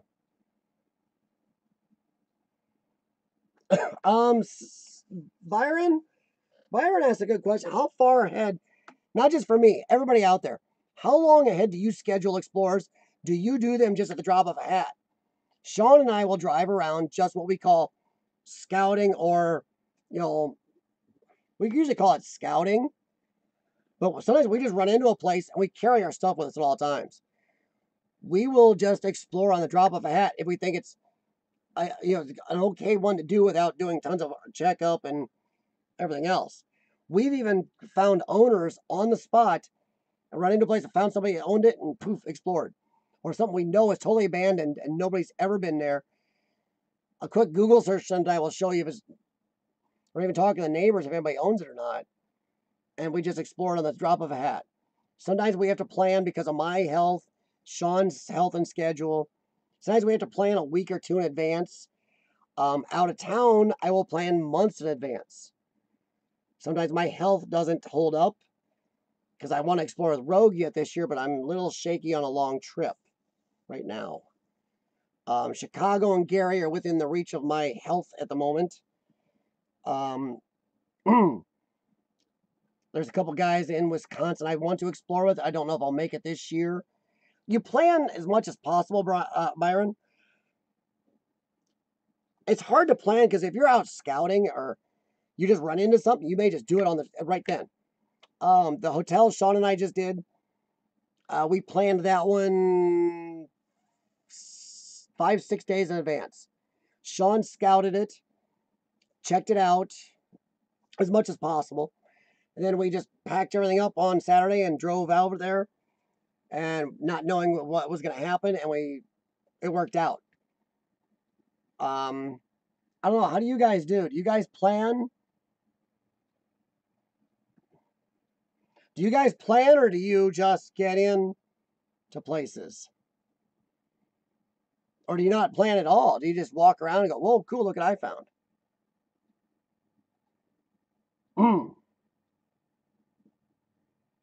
Okay, Street Drummer. I keep mixing that one up with the one in Chicago. Sorry, Street Drummer. The one in Chicago, I think, almost has the same name, and people get into that one a lot.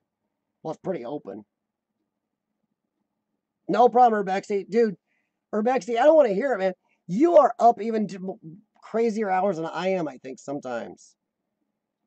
Urbexy and I swear, even though he's in, totally different 6-hour off time zone, we talk a lot because it seems like somehow we're still meshing up on our times because neither of us seem to be dead on everybody's schedule. That's no problem, Sam. Oh, no problem, Colliding Planets. I appreciate it. You don't have to give me a shout out. That's not why I do it, man. I do it because I do enjoy doing this, and I enjoy seeing other, urban exploring videos and pictures. I enjoy sharing it. I enjoy trying to expand everybody and show everybody how much of this great stuff is out there. I think the more of us we do share things back and forth, card each other, it helps all of us. I think it helps urban exploring. Sean and I have been exploring a long time. 15 years ago, if you got caught by the police, it was a bad day for you most of the time. Now, if you get caught by the police and you're an urban explorer, there's a good chance the police are going to pat you in the butt and kind of let you go. That's because of so many of you guys out there have made it a little more, I know some urban explorers hate hearing this, a little more mainstream, where the police know what we are. I think that helps us. But I appreciate that, Colliding Planets, but I just hope that, I just appreciate you letting me share it with everybody. Ooh, the pink piano in Gary, Indiana. No, I don't, Street Drummer, but I have. Actually, I might have drove by it, Street Drummer. I don't know. I've been all over Gary. And have a good night, Colliding Planets. McFaddy, you're right. It sounds kind of like the pink piano. Sounds kind of like the Blue Oyster Club in Police Academy. They kind of wait for that music. Da da da da da da. Sorry, older person, Police Academy movie.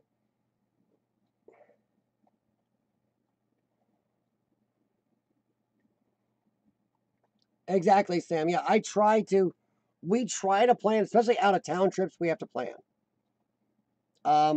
Everybody's got work schedules, health, places, some places you only get into sometimes. But no, I'd say probably 60 to 70% of our explorers are no planning, Byron. None. Strange Places, how's it going? McFaddy, there you go. There's Strange Places from Chicago. Yeah, Strange Places. It is the place you're thinking, but it just sounds like it kind of resembles the name of the Blue Oyster Club in Police Academy. Yeah, Strange Places, that one. That's what they were asking about.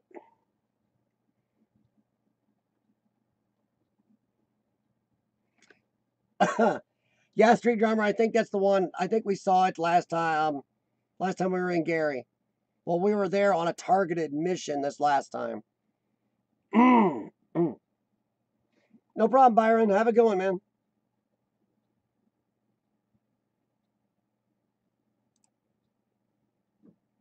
There. Let me see here, Street Drummer. Let me see that.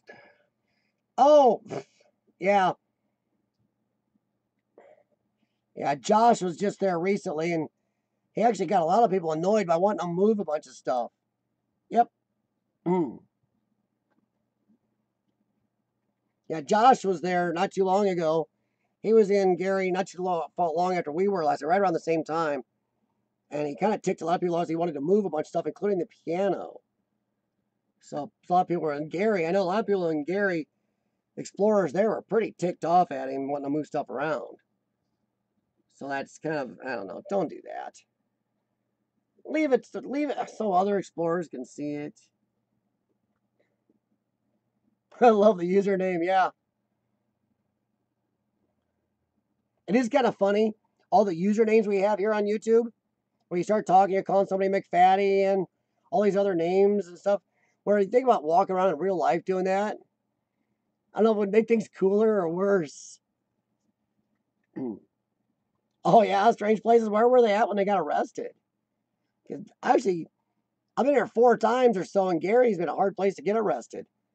I've even talked to the cops a couple times.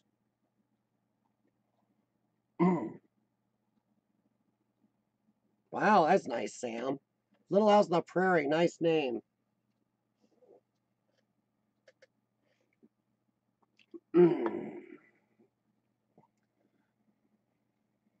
Wow.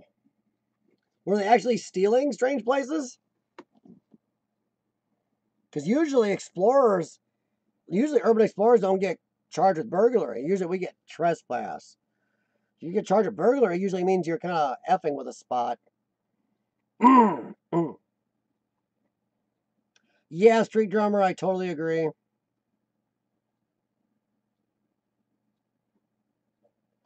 Yeah, Strange Places, I agree totally. I've actually physically sat down and talked to the cops in Gary. One of them last time, one of the times I was alone, saw me. He's like, "Where are you going to explore?" And I told him where I was going. He's like, "Yeah, you may want to do that now, because in about 45 minutes to an hour and a half, you won't want to do that because when it gets dark, that place is really dangerous with crackheads." I'm like, "Oh." So he's like, he showed me a quicker way to get there. So yeah, it is awful strange to have that happen there in Gary. And if they weren't stealing, why would they do burglary on them? That is so strange because I'm honestly, even the Gary city government is one of the friendliest places to urban explorers. And I know people make fun of me on a couple Facebook pages and everything for saying this, but they even have an Urbex permit you can buy. And I know some people bristle at that, but I think it's really cool of a government entity of any type to even try to meet us that way. To explore some city-owned places. Which, by the way, I actually had a guy in Gary, Indiana I talk to regularly in the government. The city of Gary, Indiana is trying to expand their government-owned urban exploring places by anywhere from 10 to 20 more sites coming up. And they're trying to talk to some private owners that are close to these city-owned places about also allowing it there without raising the permit cost any. So keep being friendly to Gary, Indiana police, Gary, Indiana government. And I know not everybody likes to purchase a permit. Yeah, I'm not saying you have to. But maybe throw Gary a bone once in a while and keep them as friendly to explorers. I hope that maybe other places will see that and stop being total jerks to urban explorers, especially government people who need to realize who they work for. It's kind of our land, we pay for it. Kind of funny getting arrested in land you pay for when it's abandoned, and especially if it's government property, that's ours.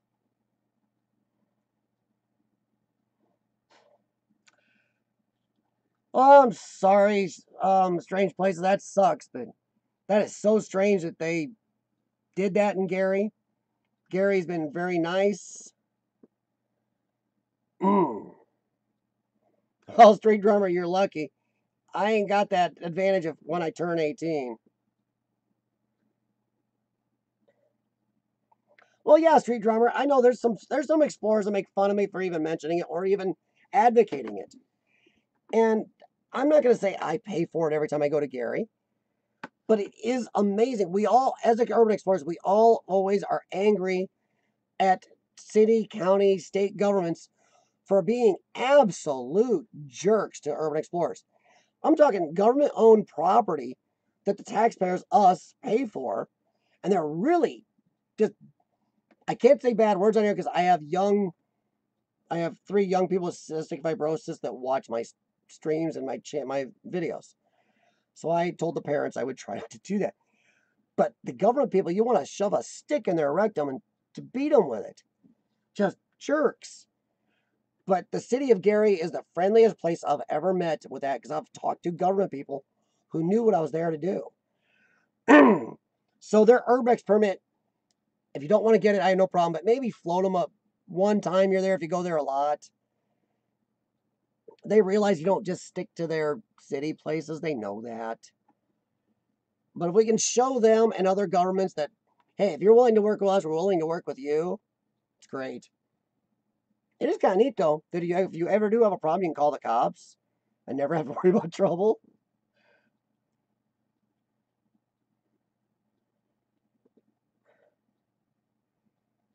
Yeah, Street Drummer, that does break the Urbex code 100%. Anybody that does B&E is not an explorer. You do not break. We either get permission, find an open way in, or we keep going back and wait till an idiot vandal. We are leeches in a way. We depend on vandalism sometimes. Or sometimes I'll wait until things are starting to be demolished. There's an open area from that, and I go in. But I do a lot of work to try to get in legally in places. I've been in a lot of stuff on my channel. I got in legally by talking to people, working, sending letters.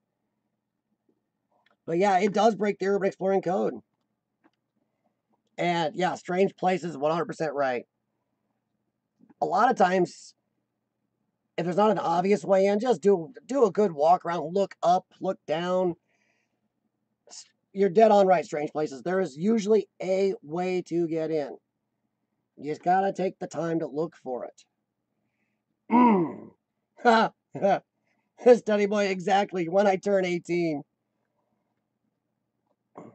I'm 18 with a lot of experience. Bad thing is I've been exploring since I was 14 or 15 years old.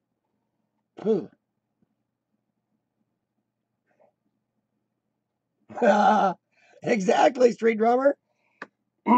Dude, trust me, if you are somebody that's starting young and is going to stick with it, I mean, like I said, I know other people like me and Sean who are even older who have been exploring since they were in their young teens.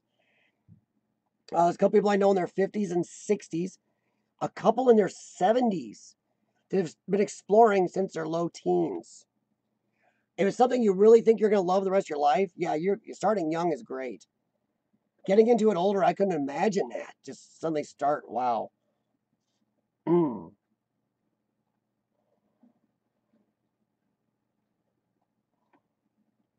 Wow. Yeah, see, Sam, I don't think they do that much here, but I do work. Sam brings up kind of a good point. I think I've mentioned it before. I do contact local historic societies and museums and make deals with them going, hey, you can point me to somebody to talk to. Any pictures and footage I get, I will share all of with you guys. Because then when you call these places or owners, you go, hey, I'm working with the Preservation Society. People like to hear that. And if you're working at a preservation society, get a contact number or email contact number, address, and the owner or government person can contact that person. It does help. I actually have people in the Galesburg Historic Society who've tried to help me with Sandburg Mall, so thank you very much to the Galesburg Historic Society for that. And some of the members in there may have given me another person to contact on the mall.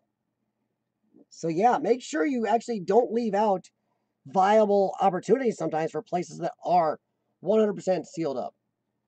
And people say, no, talk to your historic society. Because they can, sometimes that can help if you'll work with them and share stuff with them. It sounds really good to say you're working with that.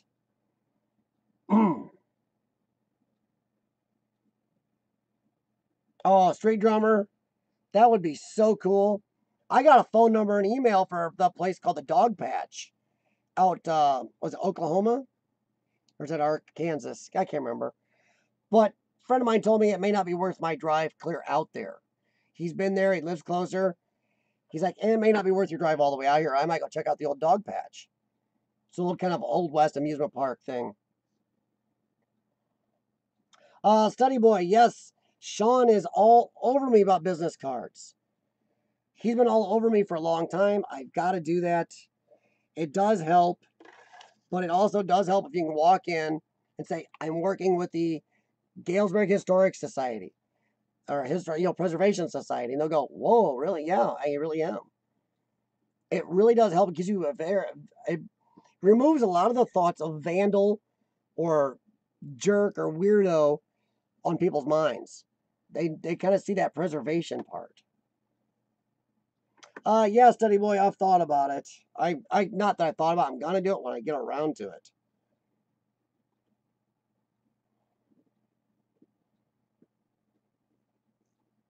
Yeah, Strange Places is right about that. They really don't. Just be careful about some of the climbing.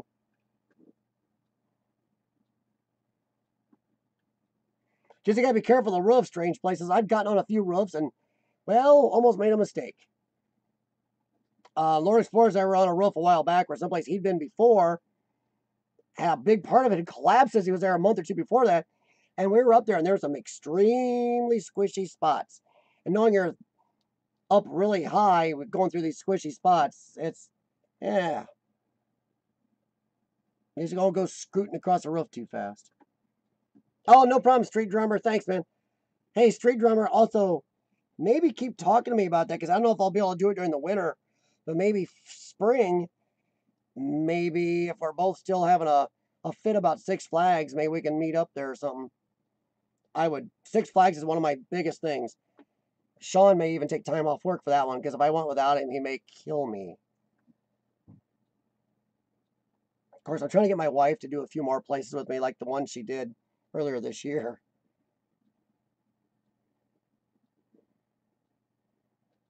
Oh, well, there you go. A new member of Heritage New Zealand. Well, that's kind of cool. Yeah, study boy. Preservation societies. That definitely gives you an air of legitimacy. And not an air, but just people don't want, it helps people think and see that we are preservationists and historians. And I look at everybody on here as that.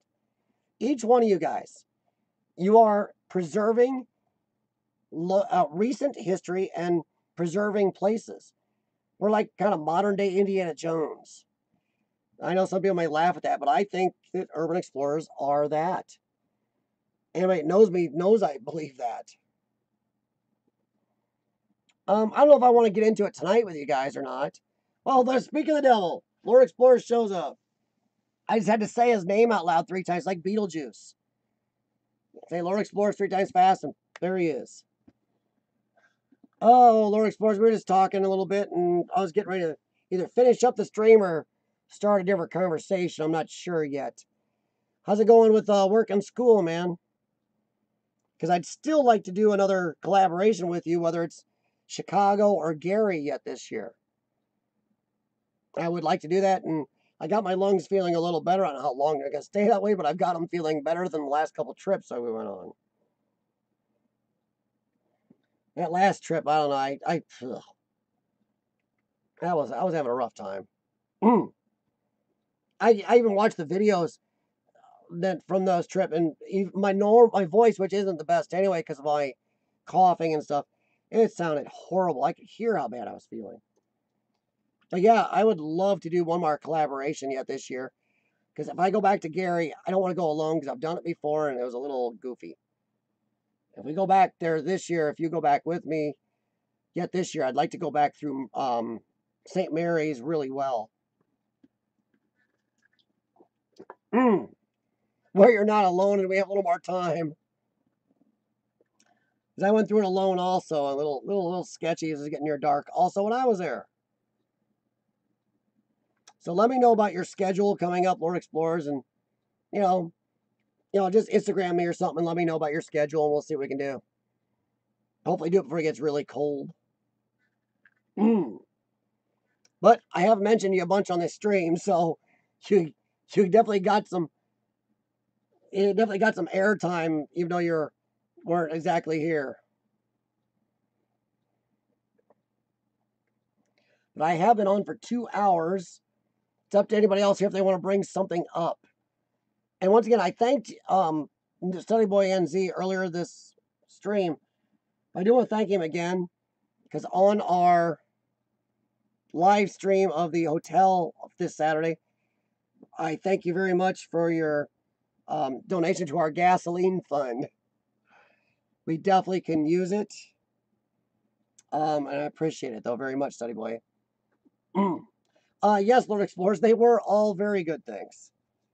I mentioned that, that I only talk up explorers that I've explored a lot of explorers. And I even mentioned the ones that one collab, Sean was about to punch a guy out before we were done. Those people I don't mention anymore.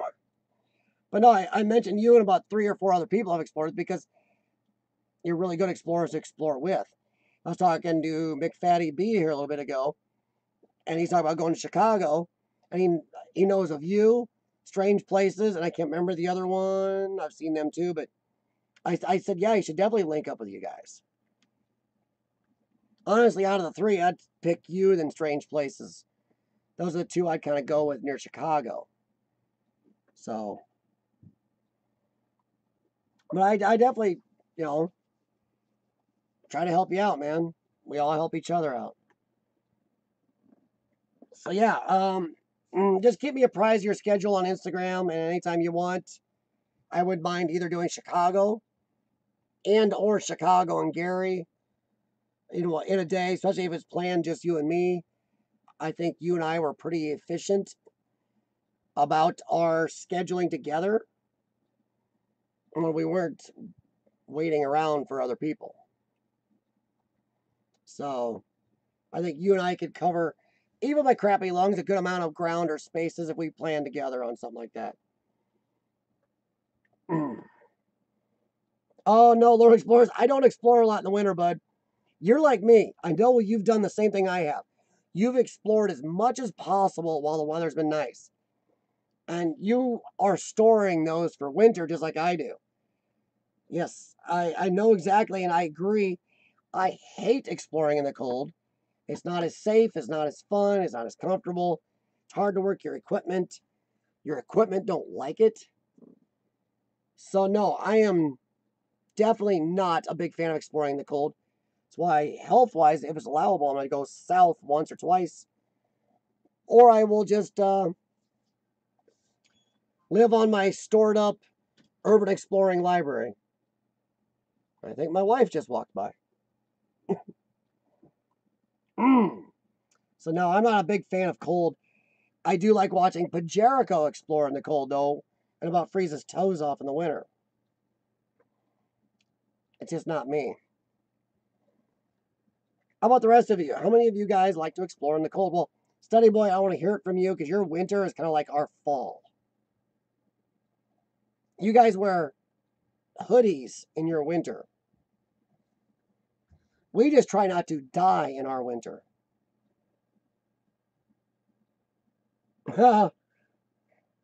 Well, that's cool, study boy. Well, if anybody read the description, there's a lot I didn't get to tonight. If anybody has anything they want to discuss, I will hang around and discuss a little more. If not, I will save it for next week's chat. When I believe, if I can get a hold of them, it's going to be one of two people. So they can be Deb's. Oh gosh, Deb, I forgot the whole name of your long name of your channel. But Deb, you know who you are. It's like Deb's Abandoned Places and Travel. So sorry, I just wrote Deb's shorthand. And Desertify Urbex, who I've been following since before he went to YouTube. He was purely Instagram, puts out amazing pictures. I mean, just freaking amazing. And I was always wondering if he's going to go to YouTube, and he's done it. And he puts out amazingly cool, almost documentary style videos at times. So that's who one of the two is going to be next week. Deb is definitely much newer to it and much smaller channel. Desertify, though, is newer to YouTube, but he's been on what, 6 to 8 months now? 10 months? Hey, Keith. Keith, you're right. I agree with you 100%, and that's why I don't live in North Dakota. You know, our winters here this last winter were actually very close to you guys in Canada's temperatures. Because I had friends in Canada I was talking to, and we were within 5 degrees of Canada last year. We had one of the coldest winters on record down here last year. But no, I agree with you on average. You guys north of me are both ballsy and crazy. I hate cold, Keith. Even though I do say that lower Midwest here, we get the weird mix. We can get some super cold winters, crazy amounts of rain, and still get super hot and humid also. So I think Midwest has got and I'm biased, I live in it. We have the biggest range of anywhere in the country, the Midwest. Oh, wow, that's pretty cool, Keith. Study boy, I am very lazy on Instagram. I just don't get as into Instagram. I'm lazy on it. I'm doing so much other things. It's hard for me to keep up on all of it.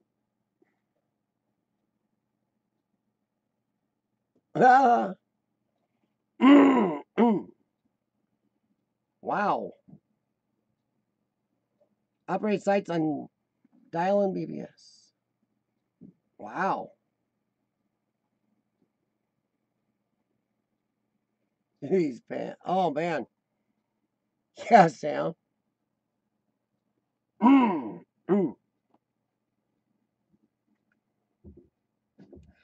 Keith, do you urban explore up in North Dakota? Hey, welcome to the stream. Usually I'm on from 5:30 to 7:30 p.m. here Central, and I know you're Central time, I believe, still. Yeah, just up of me. I don't think you're over enough to be Mountain. That's one thing. Even in America, I know some countries don't have to deal with this. Russia doesn't. We have all these times. We like 4 time zones in America: Eastern, Central, Mountain, and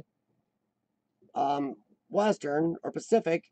But then also, if you really want to go, you got Alaska and Hawaii are also. So we got like what, 6 time zones in America? Ooh, ouch, Keith. Jeez, man. Jeez. I mean, how bad, Keith? Are you able to move around or just pretty much stop your work career? Or... And I'm just asking, hope I don't ask in an insensitive way, but ouch. A couple of Urbexers in New York and London. Wow, New York and London, that's a heck of a range, Sam.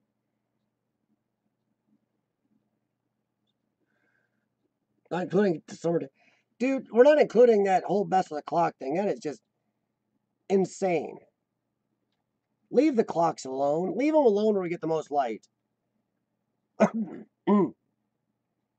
My wife's over here trying to be a ninja. She's getting some baggage and packs for her trip this week. Hi.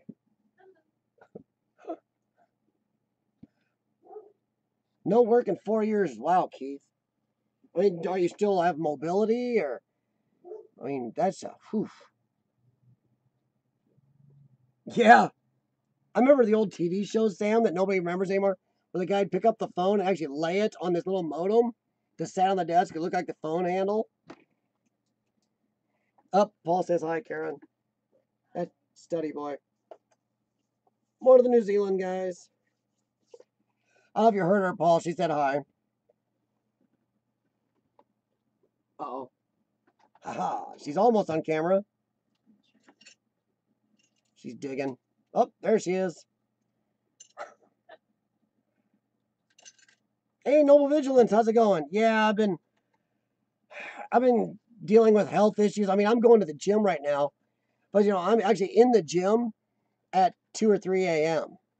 That's when I work out, so I stay away from people with all the illnesses around, because my lungs just won't handle the illnesses right now. So I found out that if I go to the gym at 2 or 3 a.m., there's nobody there, hence no illness to be around, and I can wipe down machines at my heart's content. No, Noble Vigilance, I'm actually, I don't know how much longer I'll be on, but I'm usually off about 7:30. You're fine.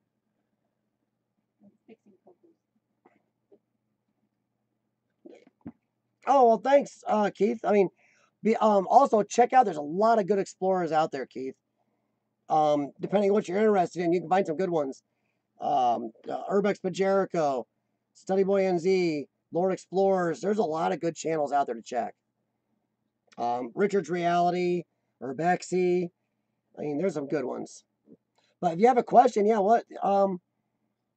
Magnet fishing. No, but that really sounds cool. Which is a good thing you brought that up, because there's a lake not too far from my area. They just drained lately because something wrong with the spillway. So they drained about 3/4 of it. And they got volunteers coming out this Saturday to clean the lake bed up. They found a bunch of stuff all over the lake bed. That'd be a great place for a magnet or a metal detector. No, magnet fishing, I've always been interested by it, because I cannot imagine the stuff you guys would dig up, especially around the Mississippi River. I mean, around the city area, the Mississippi, I could not imagine what you'd grab. I'd probably get stuck on a under a submerged car, Keith. Get my magnet stuck on that, and never get it back up. Yeah, I've seen magnet fishing videos, Keith. One lady comes here, Cindy Vlogs. I believe she has videos on her channel and her other channel, Burning Sands Explorations, where she does magnet fishing also, and I've watched some of those.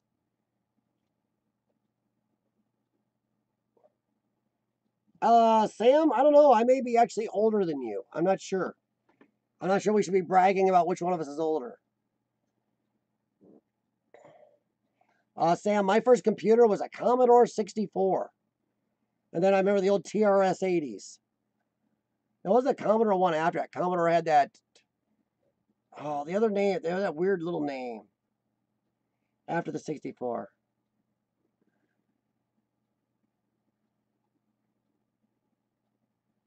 Yeah, Keith, that is cool. Some of the stuff you could hook to. I'd be afraid if I got a real strong magnet, I'd get a submerged car and we'll be able to get my magnet off. Commodore 64, man, those things were. Now, if you look back today, weren't those things horrible if you look at today's tech?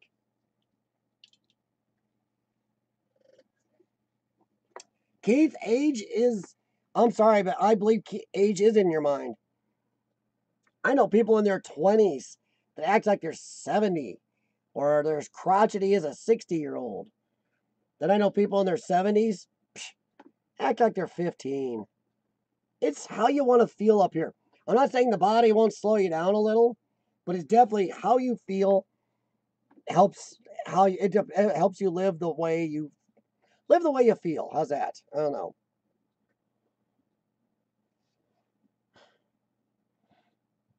Jeez, Noble Vigilance, I didn't know that. Have you been doing any uploads lately, Vigilance? Because If you had, I wouldn't know because YouTube's notifications blow. I got people that got angry about my live stream again this last Saturday going, I didn't get a notification. I'm like, it's sent. Only a few people got it, I found out, and others said they didn't get it, and they were honest. I know these are people that really do have the bell rung and everything, and they love the live streams. So I had like 7 people already tell me that the Saturday live stream, they didn't get a notification. I think more people get notifications for these live streams here than anything, my normal video releases or my mobile lives. Study Boy, I get his mobile lives, I get those more than anything he does. His normal videos, I barely ever get a notification. Urban Kiwiana, I have not had an Urban Kiwiana notification except on my Roku over there for months. So Keith's a little older than me. Uh-oh, Steve says he's the oldest. All right, well, Keith already gave away his age, so if Steve says he's older than Keith, then, well. Uh-oh, Sam may be winning. Dang it.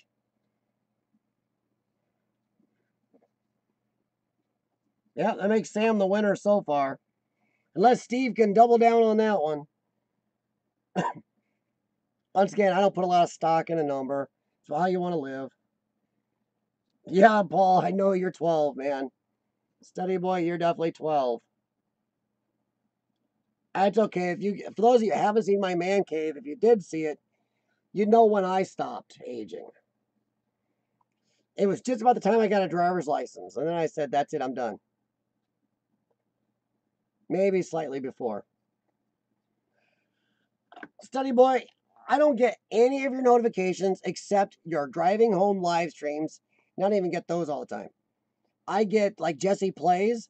He does live streams. I get his live streams an hour into his stream, or sometimes 4 hours after his stream, sometimes I get a notification.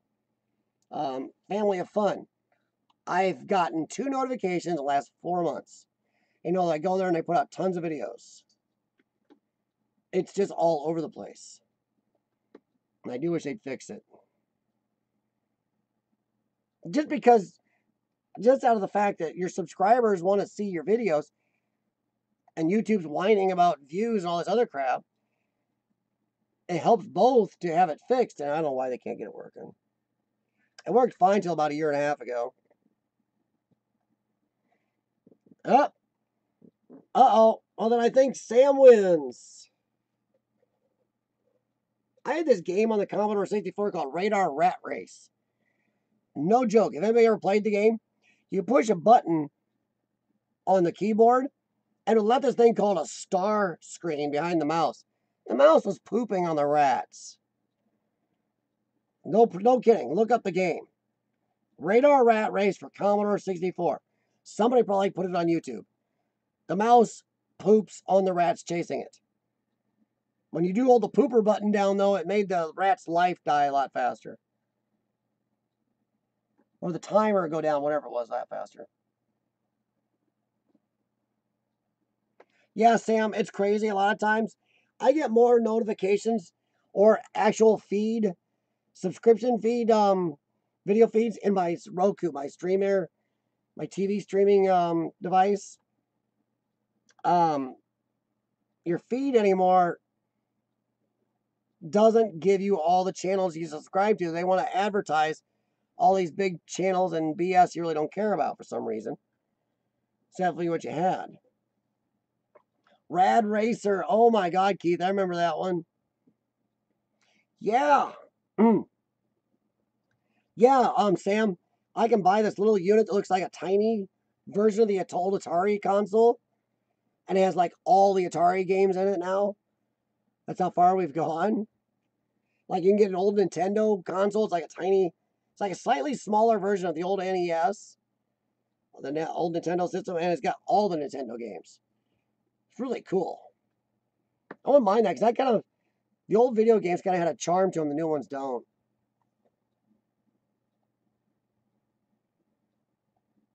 Yeah, see, that's strange. Study Boy. I'll get notifications on this that I won't get on the computer here, that I won't get on this or the Roku. You know, the Roku gets a lot more than anything else. Then I'll get stuff on here while I'm online right here. This will ding, but this won't. So I know the notifications aren't level, because when I have two different platforms sitting next to each other, and one doesn't get notifications, the other one does for the same note thing, that is inaccurate, folks. Well, as you see, I had a discussion down here about someone doing some of the big urban explorers, but considering it's getting kind of late, it's 2:20, 2 hours, 20 minutes in. I don't know if anybody wants to dig into that tonight or wait till next week when we have a lot of people to bounce it off of. I especially want to talk about the bottom one when Urbex is here. See what he discussed something, so did I, about the line between viewbait and clickbait. But I definitely want to wait because Urbex, he really wanted to go into that.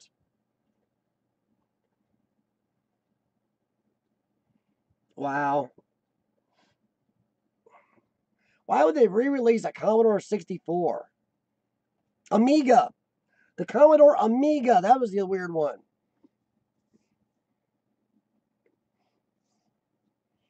Commodore Amiga. Why would they put a Commodore out?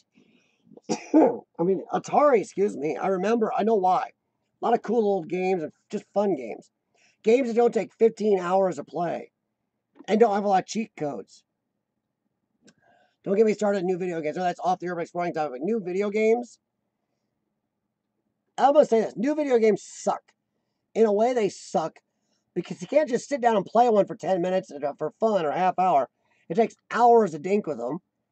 They're so complicated, it kind of ruins some of the actual just easy fun. And there's cheat codes. Everybody's got God mode and all weapons mode. And what happened to 3 lives and you're dead? What happened to saving things? Just having to save it to go back another time. And it's just, they're too long and complicated. The graphics are great, but I don't think there's much fun. People take games seriously now. You rarely where there are big fights and people dying by playing Pac-Man for too many hours. Old games definitely had fun. There's a couple channels on YouTube here I watch that do old games. It's kind of fun to watch.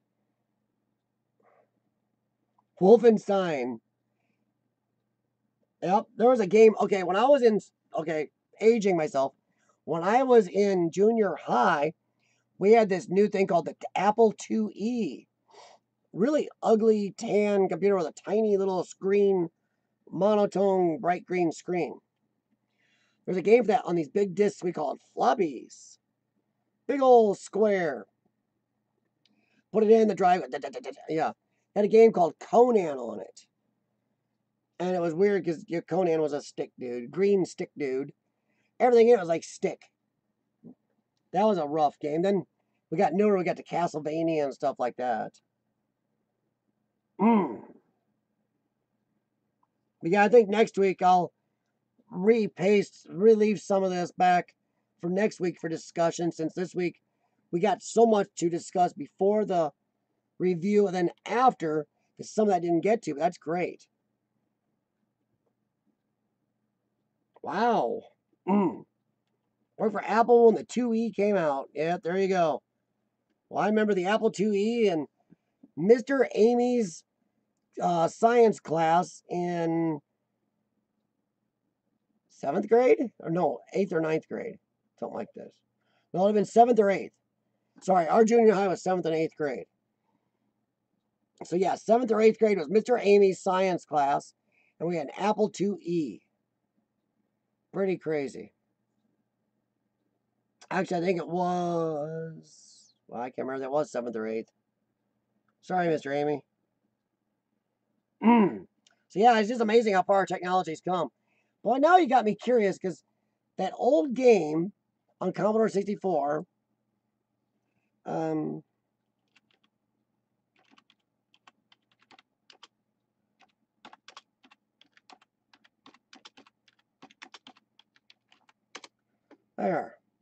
it is. Radar Rat Race does come up on YouTube. Commodore 64 game video O2 Radar Rat Race. There it is. It does come up, guys. The old-fashioned radar rat race game. That is crazy. Don't know why I'm so thrilled by that. Because it's a game when you're driving a mouse, it's like a Pac-Man type game. Driving a mouse through a maze to get cheese, and the clock's counting down. You have so much time to do this. There's rats chasing you, and you hit this little button called Star Screen, and their mouse poops on the rats. You can hold the pooping button down, but it also makes your time go down a lot faster. It's there. I just Googled it. Comedy War 64 Radar Rat Race. And there it is on YouTube. Guess what I'm watching when I'm done with my stream?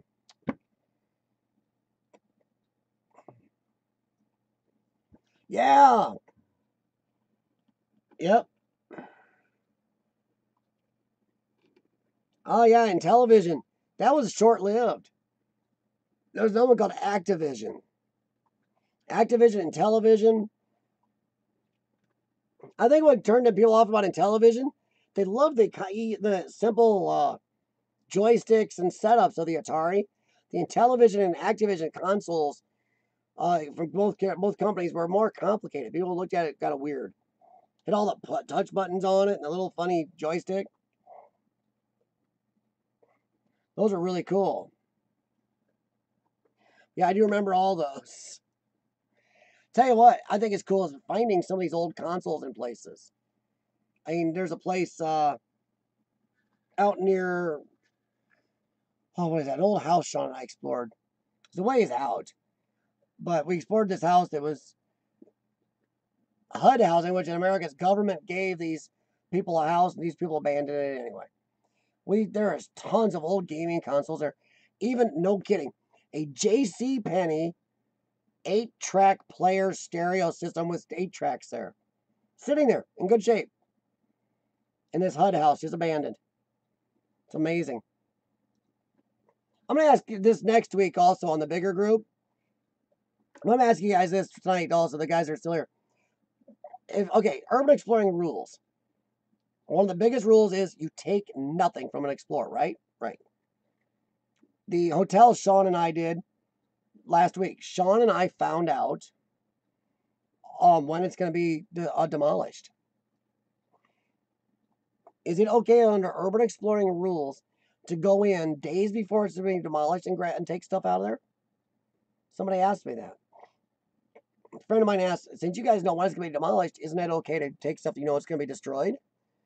Like, I don't know. I have no idea on our exploring rules if there's a cutoff or it's right up till it's demolished. Because, I mean, I don't know if there's anything in a hotel worthwhile. But I was just curious. I mean, I don't need hotel bed sheets or pillows. I don't see me needing an old hotel mattress. But I'm just curious. What do you guys think? Is that under urban exploring rules, you're not supposed to take anything? If you know it's going to be demolished, you go in like 2 days before. Is that okay or not? Okay, Steady Boy says no. Strange Places says yes. It's okay. Hey, Kiefer Lee. Yes, Strange Places is an explorer. Floppy disk, yeah, Keith. A lot of people. Mike with Mike, how's it going? I keep forgetting. I gotta like split my live streams because it seems like about the time I'm getting off at 8, a lot of people come on.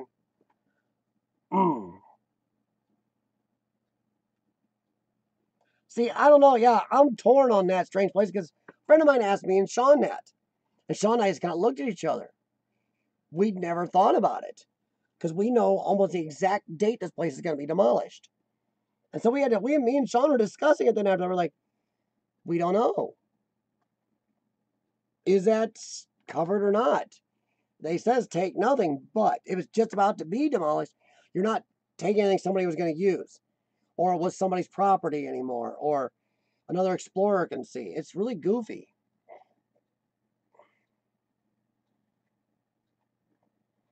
So how's it going, Hike and Mike? Yeah, see, Strange Place, the only thing worries me is that a slippery slope? Because you can say a lot of abandoned places, well, I'm sure it's going to be demolished someday and take stuff. I mean, it would have to be Would you have to have a date like Sean and I have on this hotel? I mean, Sean, I know the exact date it's supposed to be dropped. Well, it's going to happen on that date, I don't know, but that's the exact date from a guy at the construction group that we know talked to. He says, yes, this place will be demolished on this date. So, I mean, is there, I don't know. Well, from what we know about this place, Sam, they're not doing anything. They're dropping it with everything in it the way it is. They're just going to drop it with it is. And well, that's cool, Mike.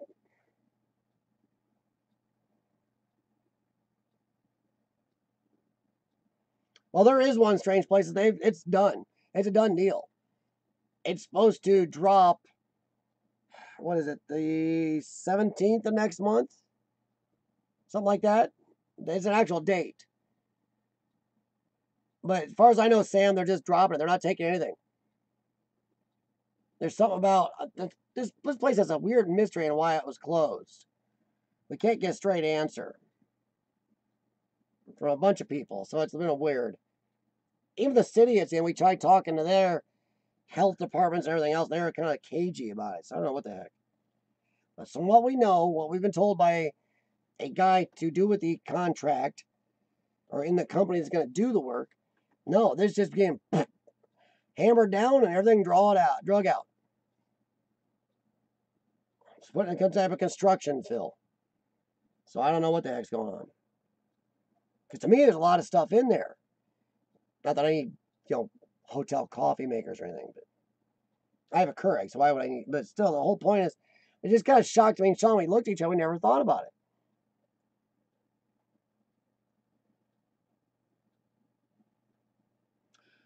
Sam, as far as we know, the owners do not own the site.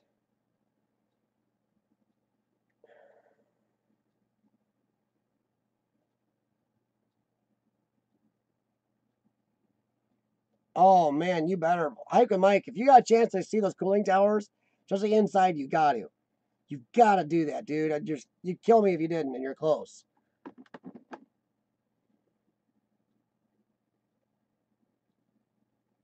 As far as I know, Sam, no, the owners do not own the site anymore. So I don't know. It's a weird thing. It's still kind of a semi-mystery what happened to its closing and everything else. But it was very sudden. We know that. And it's got the condemned decals all over it and everything.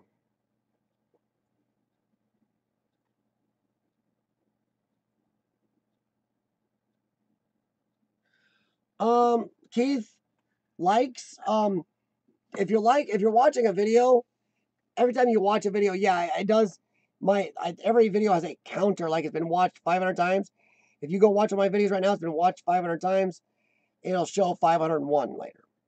You can also hit the thumbs up, which lets creators know they did something you like. Or you can give it thumbs down if you're like, well, that kind of sucked. But most people do bypass the thumbs down just to be cordial. They either don't give it anything or they give it a thumbs up. Or you can also thumbs up or leave comments, or thumbs down and leave comments. So yeah, yeah, if you watch my videos, yes, it does show watch time. It does show that somebody else watched. I don't know who. It just says, yeah, watched. Now, thumbs ups and comments. Comments are really the way that a lot of people know that you watched their video. Thumbs ups and downs are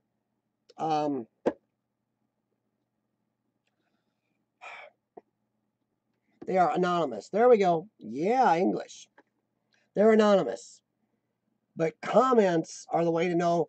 Like, if you want me to know that you watched it, just say, hey, nice video. You can do it in a comment. But if you don't want to comment, and I don't think everybody has to, just leave a thumbs up. I don't know if that helped. Is that enough?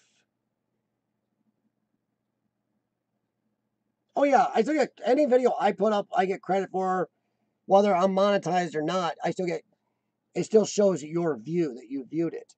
Yeah. I think the rules are, if you watch over 50 or 60% of a video, it counts as a view. Which is where some people are just trying to get watch time from you. They'll go in and just hey, nice video, watch like 10 seconds of it. That doesn't work.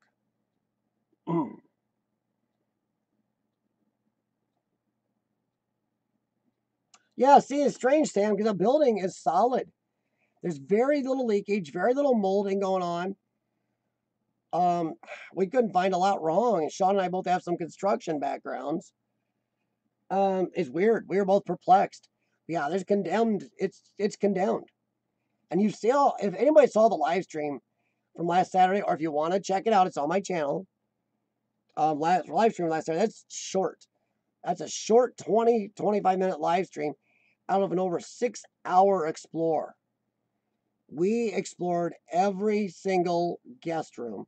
We even found the electronic passcode keys because a lot of the locks were still powered because they're battery and the doors were locked. So we'd go tink and we could go in. And yes, we put the pass cards back at the front desk, right where we found them.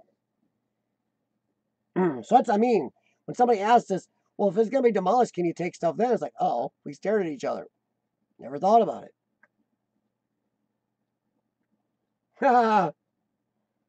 Well, Sam, if I watch a lot of foreign explorers, Google Translate is your friend. It's your friend on your phone. It's your friend on your computer.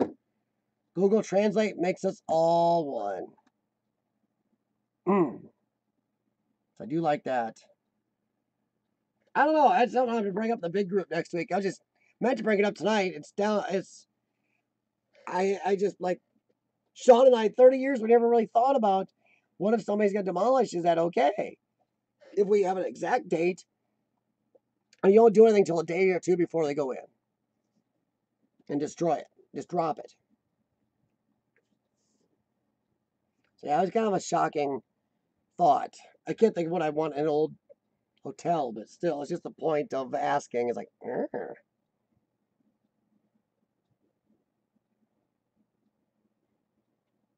well, thank you, Keith. I do try to watch. Well, I was sit down and watch videos. I watch them all too. And I admit there's a few people's longer videos I haven't watched because of that. I know a few channels out there are making 40 to 2-hour long videos on YouTube. That's pretty long. Wow. I don't know, Sam, because it's just strange. Because there's another hotel right near this place that's doing okay. They don't seem to be closing it up, but from what we can see, this place closed down so suddenly.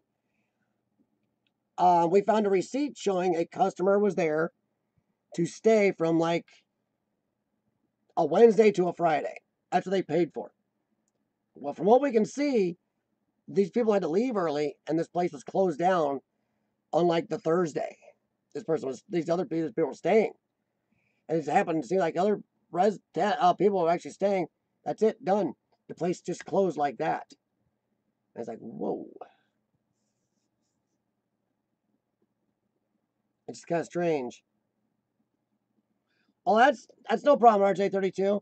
I probably won't be on much longer. It's 2 hours and 38 minutes now, and I've had a few more people suddenly show up.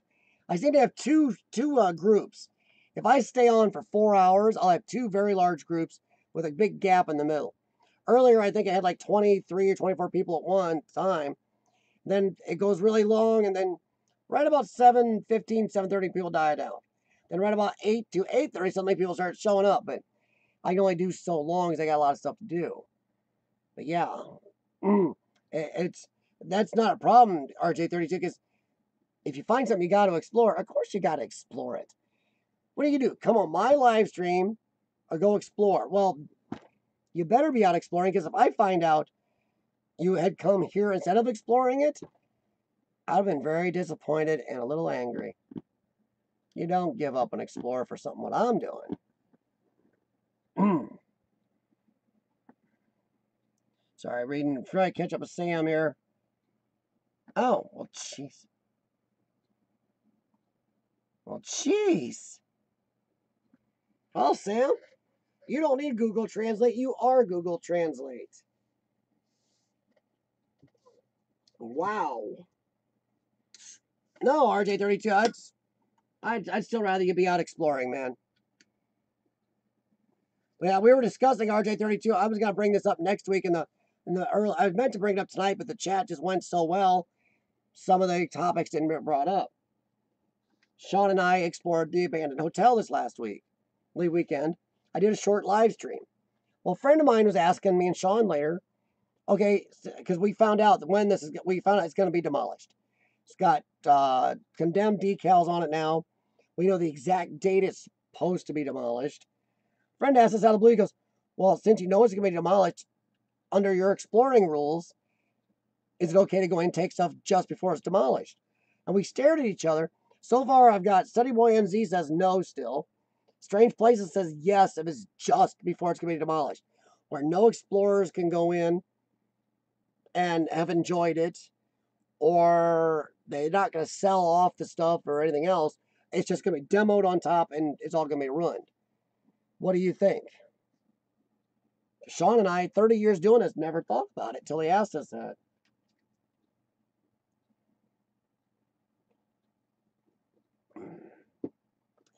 Well, if it's on a contaminated site, Sam, the hotel right next to it is also a contaminated site. Now, hotel don't look like it's going anywhere. In fact, it's actually doing renovations. You know, I don't mean much because it looks like this hotel was actually doing some renovation when they closed it up suddenly. Or it got closed up, and then they were doing renovations, found a problem, and then just said, oh, and walked away. Yeah, RJ32, I know they have first dibs, but I know I've talked to a guy in the crew that's supposed to destroy it, and they're not doing anything. They're not going in or nothing. They're just dumping it all. Just mowing it down. And pretty much, how do you put it? He said, we're bulldozing it, letting God sort it out. And I asked him, isn't that weird? Don't you guys normally go in? And he said, yeah, they're not. They didn't see a lot of value to go in and spend the time pulling it all out. So he said, yeah, they went through it and there's not a lot of value. There may be some lighting they might take and stuff like that, but the rest of it is going. So I was like, I mean, there's nothing, I can't think of anything in an old hotel that I need, but it's just the whole point that nobody ever asked us that, and Sean and I never thought about it. Is that viable if it's just before somebody goes in and demos it? Especially since, like I said, we have inside info from the crew. They're not doing nothing. I don't think I can ask for salvage rights because even the city, once again, you don't want to tell somebody you're urban exploring inside someplace. So it kind of negates its type of salvage right. So it's kind of strange. It is kind of weird. Because I know the company doing it, and they technically have salvage rights, but they're not exercising it. Like I said, the guy I talked to, he said, yeah, they're not going to salvage nothing really except maybe some lighting, and they're just dropping it. Find some nerd stuff. Well, I don't know what nerd stuff I would find in an old abandoned hotel. Even though I will tell you guys, I don't mind really giving the info out, the area, because the guy said I could. The house Sean and I explored at the graveyard back in Galesburg last year, that Sexton's house has nerd stuff in it. Has old sci-fi toys from Stargate and a couple other, and what was the other one? Oh, I forgot that. Oh, and Independence Day. There's sci-fi toys in there from then. I'm thinking about driving back up to Galesburg when I'm trying to talk to somebody about the mall and talking to that guy and see if he wants to sell any of those sci-fi toys out of there. Because I would love to have some of the old Stargate and Independence Day sci-fi toys out of that place. And that would be badass. I mean, I've never seen some of these toys.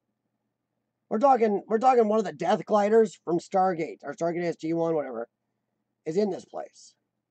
And Independence Day, Will Smith's airplane and one of the alien ships toys. So I don't know. I mean, I know Teddy is at Urban Exploring. That's stuff I found in this house up there in Galesburg. I'd love to talk to the guy about buying.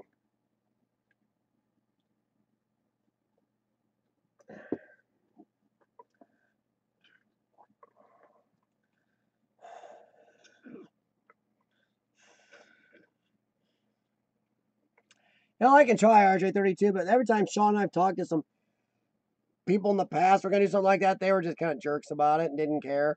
They'd say no. Even if they were going to just destroy it all, they didn't care. That's kind of like why a lot of us urban explorers sometimes, yeah, they're just going to destroy I don't know. Destroying stuff without, and going out of your way to keep people from seeing it just kind of drives me nuts and annoys me.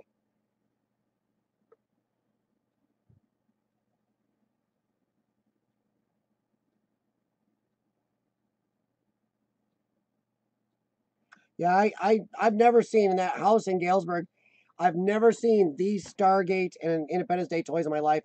And if you see my man cave, I am a sci-fi lunatic. So I may have to try to get a hold of that guy. You know, it's been a year. As far as I know, the house is still there. They haven't done anything with it. So everything might still be there upstairs. I think I might try to get a hold of him and see if I can get that stuff. Have you ever gone back and bought and or gotten permission to remove something that you found on Explore? Curious. What was it? What was it you found that cool you wanted to work that hard for?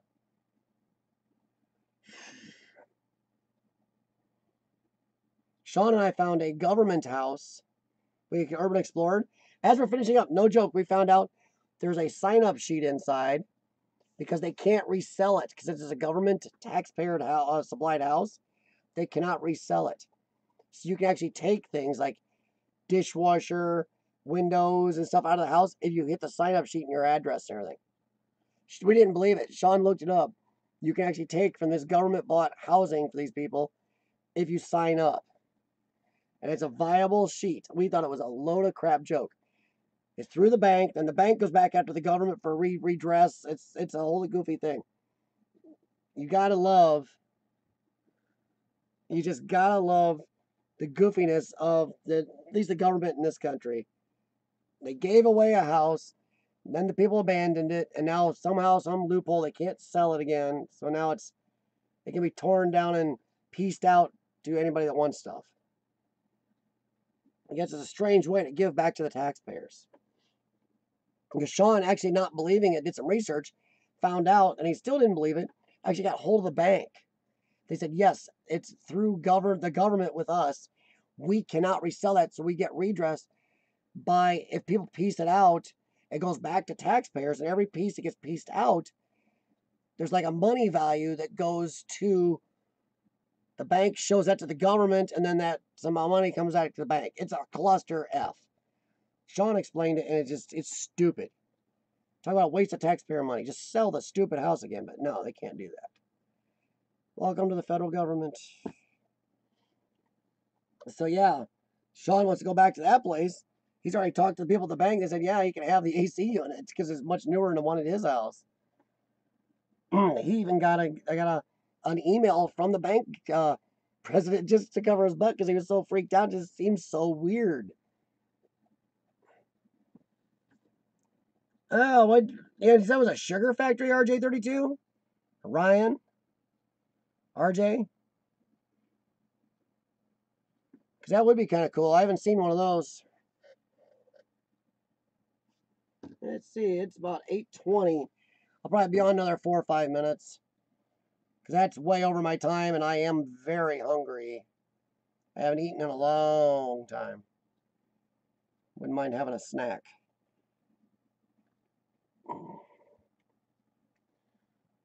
Well, I'm glad you found a good place, though, man.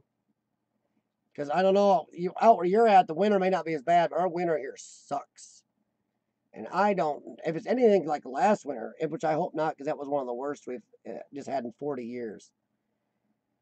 But either way, I'm hoping to get a few more explorers in before winters. I got a lot. I've explored my butt off. I probably got enough to get through the winter. You did. Cool, RJ. I've been wanting to try it from my Spark because it says it'll do it. I just never got around to doing it. Cool, RJ. How'd it work out, man? Does it suck a lot of power off your phone? Boy, I would think it would. Remember that sign-up sheet, old federal housing estate in Urbana. Okay, so Sam, so you've heard of it. Okay, see, Sam, we'd never heard of it, dude. We'd never heard of it, Sam. And Sean and I were just standing there staring at each other, going, what the crap? Oh, no problem, Keith. Thank you for your time. I'm here anyway. I'll just chat with myself, Keith. It's your time. I appreciate you just stopping by. I do this every Tuesday, 5:30 to 7:30 normally, a little over tonight. No, thank you, Keith, and I hope you're back.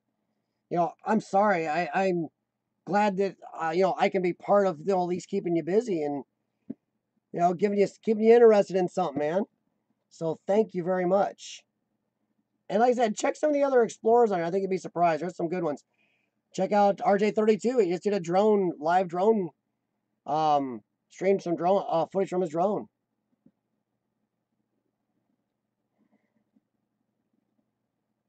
Well, thank you, Keith. But I think I may take off with Keith. RJ32, I've got your channel pulled up. I'll go over and check it out. Real quick, I might leave a comment. But hey, everybody, I am going to get off here as I have been on a little longer than I wanted to be. And my wife is actually going out of town tomorrow afternoon, so I'd like to spend a little time with her. Her and her mom are going on a trip. Now, my mother-in-law is pretty cool. I got lucky there. I ended up with in-laws that are really, really cool people. So, but she's going out of town. I'd like to hang out with her a little bit tonight and eat. And I thank you all for coming. I appreciate it. And remember, you can come in here with questions, anything about urban exploring or YouTube. You can come here and look for collaborations. Look like 2 collaborations may come out of this stream tonight. So, one of them, Wayne's World of Exploration, Dave Explores, and Colliding Planets may link up. The other one, maybe we found somebody for Cindy to explore with. And that's a maybe one, so I'm not going to include that.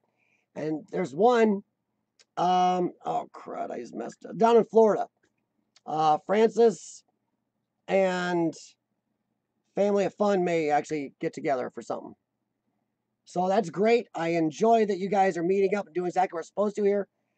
Learning from each other, looking at videos, talking about what's good and bad on YouTube, and exploring, and collabs. Great. Thank you very much, Sam. Appreciate it. Keith, RJ, I'm glad you made it in here, man. And Hike with Mike. To Lord Explorers, and especially thank you to Colliding Planets and Study Boy NZ. So thank you, you guys.